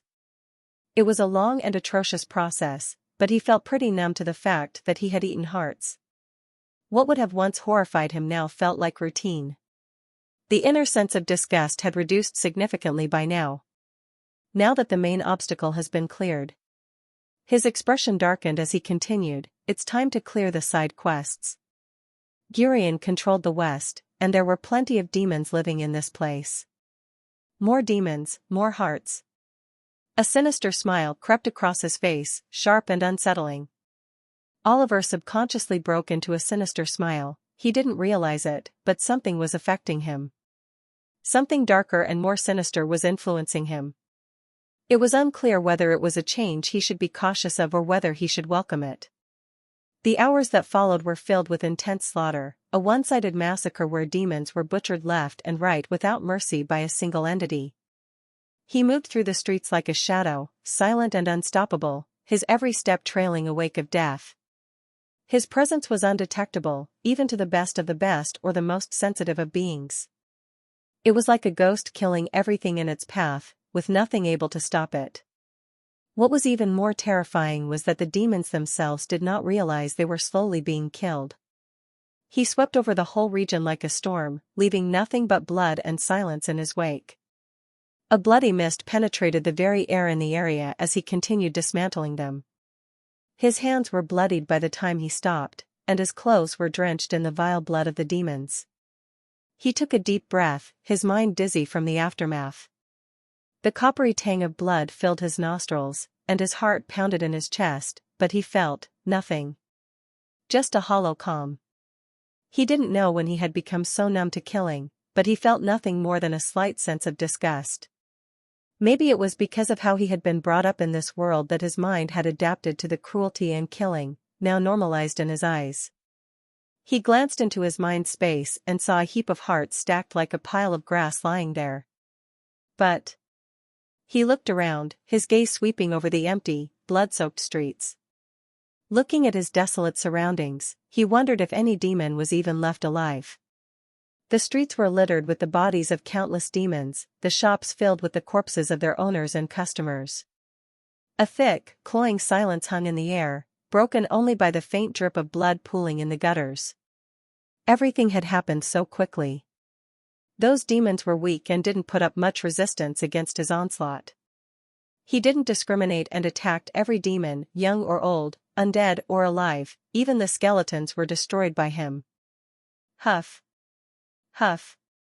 He exhaled heavily, sliding down to sit against a nearby container, his body finally relaxing after the hours of relentless slaughter.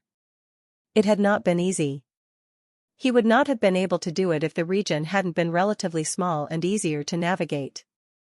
He had attacked the guards first, and as a result, the remaining civilians were left extremely unorganized and chaotic. Using abyss energy while hunting them down was extremely effective. All of them went down as if they were carrots waiting to be pulled out. It was probably then that he came across this area. Droll, the Demon Inquisitor. Droll's POV. What happened to this place?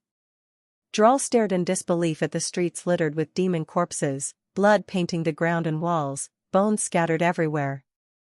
The metallic scent of blood and decay filled the air, thick enough to taste. It was a horrendously chilling scene. What sort of monster has done this? Droll couldn't help but feel a chill in his heart as he looked at the insane rampage and brutal slaughter. His lips curled into a twisted smirk, and despite himself, he felt a thrill race down his spine. The feeling of danger, the thrill of being close to a predator, it was intoxicating to him. A jolt of pleasure ran through his demonic body, his feet moving on their own toward the area despite the obvious signs of danger. Just what sort of inhuman monster must have committed such a massacre? It was absolutely insane. He has to be at least as much of a maniac as our captain. He knew who was behind this carnage, it couldn't be anyone else, his sharp nose was telling him this. Chapter 248. Droll had a foreboding feeling that this was done by the same human who had trespassed into their city through teleportation. He had wandered to this area of the city on a whim after separating from Vasoth at the city center. But as he entered, the atmosphere was completely different, it was eerily silent and cold. The usual bustling noise of the city had vanished, replaced by an oppressive quiet that clung to everything like a heavy shroud. The silence pressed down on him, thick and unnatural, as if even the air itself was holding its breath. It was almost as if he had mistakenly walked into a graveyard, not a regular city area. Not only that but... He glanced at one corpse, then another, and another, all of them had deep, gaping holes in their chests where their hearts should have been. Dark, dried blood stained the ground beneath each body, forming a grotesque path of carnage. The human has been collecting their hearts. But why? Droll thought silently. He could not understand why the human would do that. For alchemy? There wasn't much that could be done with a demon's heart. For a ritual? It was possible, but for him to collect so many hearts at once, it only meant one thing. The human was likely planning something big and dangerous. He was internally shocked by how swiftly this had happened, with even the guards nearby unaware that something like this had occurred right behind their backs. His claws flexed instinctively, the anticipation building in his chest. He had never expected to stumble upon such a scene. It looks like I won't need Vasoth to draw out the human, the prey has willingly come to me. A gleeful grin spread across his face, his bright yellow eyes narrowing with excitement. He licked his fangs in anticipation, feeling the thrill of the hunt coursing through his veins. It was an obvious signal of the deadly game that was about to begin. Looking up, his eyes met the sky. With a sharp inhale, he amplified his senses, letting the scents and sounds of the world sharpen in his mind. His senses amplified as all scents in the world became familiar to him. Found you. Droll let out a feral grin as he leaped high into the sky. His speed was tremendous as he ignored everything in the distance and reached the place where Oliver was. There you are, human. Droll bellowed joyfully as he looked at the cloaked figure below. It was definitely the human, he could tell despite the cloak. The human had tried to mask his scent with mud and leaves, but it was a weak attempt, laughable to someone with Droll's heightened senses. It was almost as if this was the first time the human had come to the demon lands. Not only that, but the human was definitely inexperienced and young. It was almost as if this was the first time the human had come to the demon lands. Not only that, but the human was definitely inexperienced and young. Since he had found the human before Vasoth, he didn't need to care about what Vasoth wanted. He could do whatever he pleased now. Underscore underscore underscore underscore underscore underscore underscore underscore underscore underscore underscore underscore underscore. Oliver glanced up at the demon. It was the same inquisitor who had interrupted Sarah when she was about to touch him at the abandoned temple. From that brief experience and the demon's willingness to reveal himself by shouting now, he concluded that this demon had a hot temper and more muscle than brains. An impulsive, brutal opponent, easy to manipulate but dangerous if underestimated. A foolish yet brutal enemy. Oliver stood up, he had rested enough. This inquisitor seemed brutal, and the evident hatred in his eyes was palpable. He could almost feel the demon's malice radiating toward him, thick and suffocating like poison. A cruel and dangerous demon. Not that it mattered, whatever the demon was after had nothing to do with him. Since the demon was here to kill him, he wouldn't hold back either. The hearts of common demons were already stocked in his mind space, and he wouldn't mind adding a potent one. A strange hunger stirred within him, a craving for the power that would come from devouring this demon's heart. His body craved it, the power he would gain by devouring Droll's heart. He could hardly wait. How did you find me? Oliver asked, his childish voice now audible. You see, I have a keen sense of smell. But... Droll paused and looked at him with narrowed eyes. The gleam in his eyes was unsettling, a predatory intensity that made Oliver's skin crawl. How old are you? Your real age. Why do you want to know that? Oliver asked back. My scent tells me you're a kid, but the skills you've shown don't seem to belong to a child, Droll said with a smile, though the smile didn't reach his eyes. You have a sharp nose, Oliver acknowledged. Then that means... Droll frowned, his expression darkening as he processed the information. You really are a kid. Indeed, I should be around 9 this year, Oliver replied uncertainly. His birthday hadn't been celebrated, and he didn't care much, so it was only a rough guess. Maybe the clan directory would have the exact figure recorded. In this world of exorcism, people aimed for immortality, so birthdays weren't often celebrated unless they marked a milestone. Of course, this was only valid for exorcists. Normal humans still celebrated every year. Their lives were shorter, and they cherished each one. In a way, normal humans were happier than many exorcists with their monotonous lives of meditation and combat. Impossible, Droll said calmly. A mere kid can't use such advanced stealth techniques. Then why did you even ask? Oliver felt exasperated. Why would the demon ask if he didn't want to believe him? Shall we begin? Droll ignored Oliver's exasperation and asked with a menacing grin, his claws flexing in anticipation. No, Oliver replied. It doesn't matter what you say. Ha ha ha. Droll lunged from the ledge he was standing on toward Oliver. Chapter 249. Take this. His fist morphed into sharp silver claws as he slashed at Oliver. Boom. A cloud of dust rose as Droll clenched his fist, but there was nothing left but rugged ground where Oliver had been standing.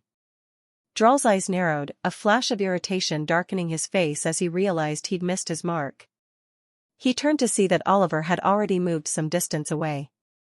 Human, why struggle? You're about to become my prey. Just stay still and take my punch. Droll showed his sharp teeth, his yellow eyes shining brightly. Oliver met his gaze, and for a split second, he felt a strange dizziness wash over him. His vision blurred momentarily, as if the yellow, sandy eyes were swirling in his consciousness. He felt those eyes invading his mind. A cold, insidious presence seemed to seep into his thoughts, as though Droll were trying to sink hooks into his very soul. Droll recognized the opportunity and seized it. Bang! Droll's iron-tough fist slammed into Oliver's gut, the force blasting through him like a sledgehammer. The impact threw him back, crashing him into the wall behind. The wall cracked from the impact. Ugh dash! Oliver gritted his teeth, his body shaking from the force.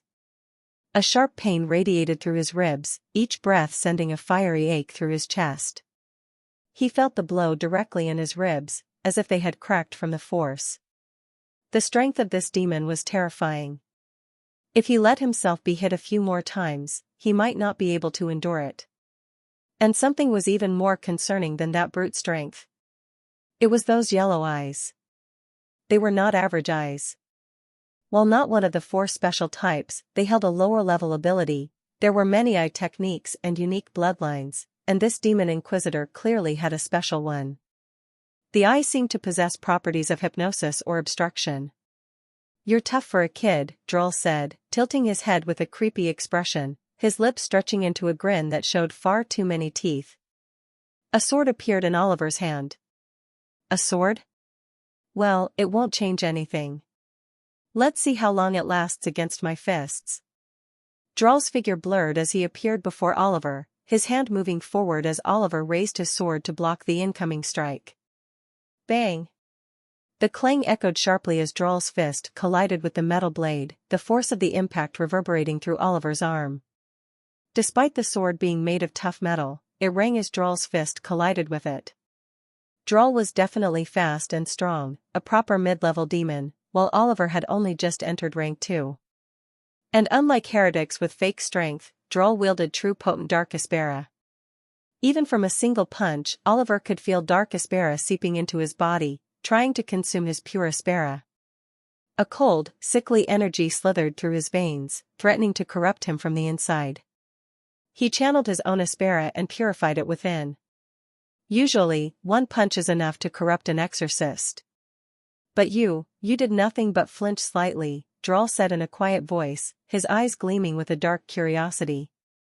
Moreover, I sense little aspera in you, but the traces of my dark aspera were completely erased just now.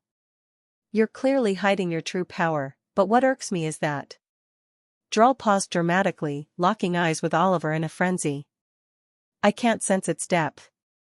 Although Droll's voice was calm and sober, his expression was filled with intense rage, his bloodshot eyes wide, his sharp teeth visible. A pulsing black energy enveloped both his arms. Sensing the energy, Oliver frowned, feeling an odd disgust. It was as if something holy had been rolled in dirt and sewage, tainting its purity. Is this what exorcists feel when facing demons? Oliver grinned and said, if you can't sense my aspera, then that means you're only SOSO. Despite knowing that abyss energy was potent enough to evade even Ophelia's perception, he taunted Droll just to enrage him further. The words had an immediate effect on his enemy. Droll snarled, his face twisting with fury, and in an instant, he almost vanished from sight, reappearing inches from Oliver. Bang! Bang! Bang! 1 punch after another rained down on Oliver. But Oliver countered them all, his sword moving in a flowing pattern, from right to left, up and down, blocking from every angle. Each strike sent shockwaves up his arms, the relentless force of Droll's blows threatening to shake the sword right out of his grip. Despite his rage, Droll aimed for precise points, constantly targeting Oliver's vitals. Dark aspera was leaking more and more from Droll's body. The air grew thick with malevolent energy, a suffocating darkness pressing down on everything around them. Holy flames of nightmare. Just as Droll was pushing Oliver back, a torrent of pitch-black flames engulfed Oliver's sword, causing Droll to instinctively jerk back at the sudden burst of heat. Oliver didn't miss the demon's momentary lapse and lunged forward, slashing at Droll's face. Bastard! Droll roared as the flames burned him, his dark aspera corroded by those strange flames. Despite the flames' ominous appearance, they seemed to hold an element of holiness, corroding his body and dark aspera. A sizzling sound filled the air, and Droll's skin bubbled and blistered where the flames touched. He hissed in agony, his face contorted in rage. Droll recognized the danger. He had never encountered flames like these before. The mysterious origins of this human boy. He had to kill this kid before he grew stronger and became a threat to the demons. Droll's demeanor shifted, his eyes swirling faster as he fixed his gaze on Oliver. Again? You think I'm easy to push around? But Oliver was ready this time. He felt slightly ashamed for having been affected by such a low-level eye technique before. Cosmic void gaze. Oliver stared directly back into Droll's yellow, sandy eyes. Ack. Droll instantly shut his eyes, clutching his head as if in intense pain. Fuck. What did you do? He roared as blood began to ooze from his eyes, filling his hands with it. Red rivulets leaked between his fingers, staining his cheeks and dripping onto the ground. Oliver, on the other hand, was surprised himself. This was the first time the cosmic void gaze hadn't had a more significant effect on his opponent. Chapter 250. Was it due to the enemy having his own eye techniques? Or was it simply because of Oliver's lack of mastery over the cosmic void gaze at the moment?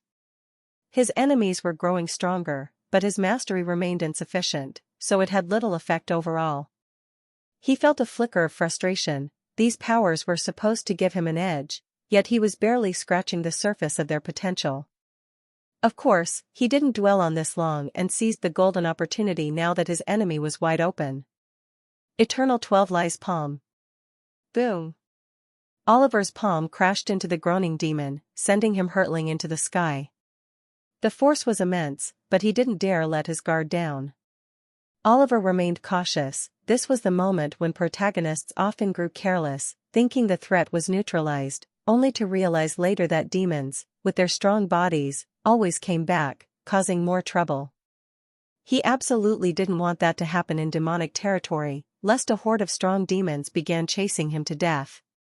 His figure blurred as he sped toward the fallen Inquisitor, his movements swift and calculated. Surely, an Inquisitor wouldn't be this weak and go down with a single strike, right? Eternal 12 Lies Palm. Eternal 12 Lies Palm. Eternal 12 Lies Palm. Eternal 12 Lies Palm. Each blow landed with a resounding impact, shaking the very ground beneath them. One palm after another rained down on the Inquisitor, Oliver alternating hands in a relentless assault. Pfft. A fountain of blood erupted from Droll's mouth. The demon's body convulsed with each hit, his flesh bruising and tearing under the relentless strikes. He had just been thrown and now felt the strong impact again. A rapier appeared in Oliver's hand as his sword disappeared. Sovereign strike of infinite freedom. Sovereign strike of infinite freedom. Sovereign strike of infinite freedom. The rapier flashed, puncturing Droll's body over and over, each thrust precise and ruthless. His rapier punctured the demon's body mercilessly, creating hole after hole. Holy flames of nightmare. As if that wasn't enough, the rapier was quickly engulfed in demon-killing flames, burning and corroding the Inquisitor's flesh as Oliver punctured him again. The flames hissed and crackled, a dark, holy fire that devoured demon flesh with a sinister fervor. Oliver extended his arm, condensing a blade of water into his hand, using his other hand to stab the demon directly in the stomach. Kook dash. A weak groan escaped the demon's mouth. Droll's body twitched, his strength fading as the relentless attacks tore through him. The debris and dust clouded the scene, obscuring the demon's condition, but Oliver didn't stop. He continued unleashing attack after attack, determined to finish off the Inquisitor once and for all. The rapier vanished from his hand as he placed his palm over the demon's chest. A chilling cold emanated from his arm, spreading into the demon's heart. Frost spread through the demon's body, veins turning blue as ice crept inward, freezing his insides solid. He didn't want to destroy or damage the demon Inquisitor's precious heart, so he used his ice element to freeze the demon's insides solid. A thought crossed his mind, his gaze sharpening as he considered the possibilities. Wait, his eyes were quite special. I can make use of them when I learn alchemy. Oliver recalled how certain demon parts were invaluable in alchemy for crafting wondrous potions and materials. Though he didn't know the specifics about the demon's eyes, their ability to affect him suggested significant value. Oliver's eyes gleamed coldly as his nails sharpened and extended slightly. It was similar to the transformation he'd experienced after consuming the chimera's heart, but this time, he could feel it more acutely. He swiped his sharpened nails like a demon's claw. Splatter! With a swift, brutal motion, he gouged out the Inquisitor's eyes, the bloody orbs glistening in his hand. In a swift motion, he transferred them to his mind space. The once mighty and arrogant demon Inquisitor, who had scorned humans, was now a whimpering, barely recognizable mess. His breaths were labored and weak, and it was clear he was on the brink of death. Drol's face was contorted in pain, his eyes hollow and bloodied, his body broken beyond recognition. At that moment, Drol no longer felt like the infamous demon. Instead, it seemed the human before him was the true monster, a cruel devil in human form. Don't worry, I will banish you to the void so your soul won't have to suffer. Oliver made a hand seal and performed a basic exorcism, sending the demon Inquisitor's soul to the void. A faint shimmer enveloped Drol's body as his soul was torn away, disappearing into the darkness. After confirming the demon was fully exorcised, Oliver stored the body in his storage space and fled the scene. The noise from their clash had been loud and attention-grabbing. He dared not overestimate himself again after realizing his level. Even with his abilities, the Inquisitor's resilience had been alarming, his skin nearly impenetrable, his strength immense. If more demons of similar strength attacked him, he wasn't confident he'd leave unscathed. He knew that once the guards realized what kind of disaster had struck the western region, soldiers would swarm the area to eliminate him. With his objective achieved, he now had to focus on rescuing the humans scheduled for execution in the city center. A determined glint shone in his eyes, the mission wasn't over yet. Earlier, he had planned to use Gurion and her goons to distract the other Inquisitor. But with Drol's corpse in his possession, everything had become much more manageable. What followed was history. Celestial Paradox Clan. A soft, warm light filtered through the window, illuminating the delicate features of a young woman lying in bed. "Sister, how are you feeling now?" Evelyn asked worriedly. Her hair was disheveled, and it was clear she hadn't slept peacefully for days. Her anxiety was understandable. Every day, she lived in constant worry about her sister's special condition. She tried to stay positive, at least on the surface, but she couldn't help imagining the worst-case scenario. Her hands trembled slightly as she adjusted the blankets around her sister, her gaze never leaving Bella's face. She visited her sister almost hourly to check on her condition, ensuring she lacked nothing.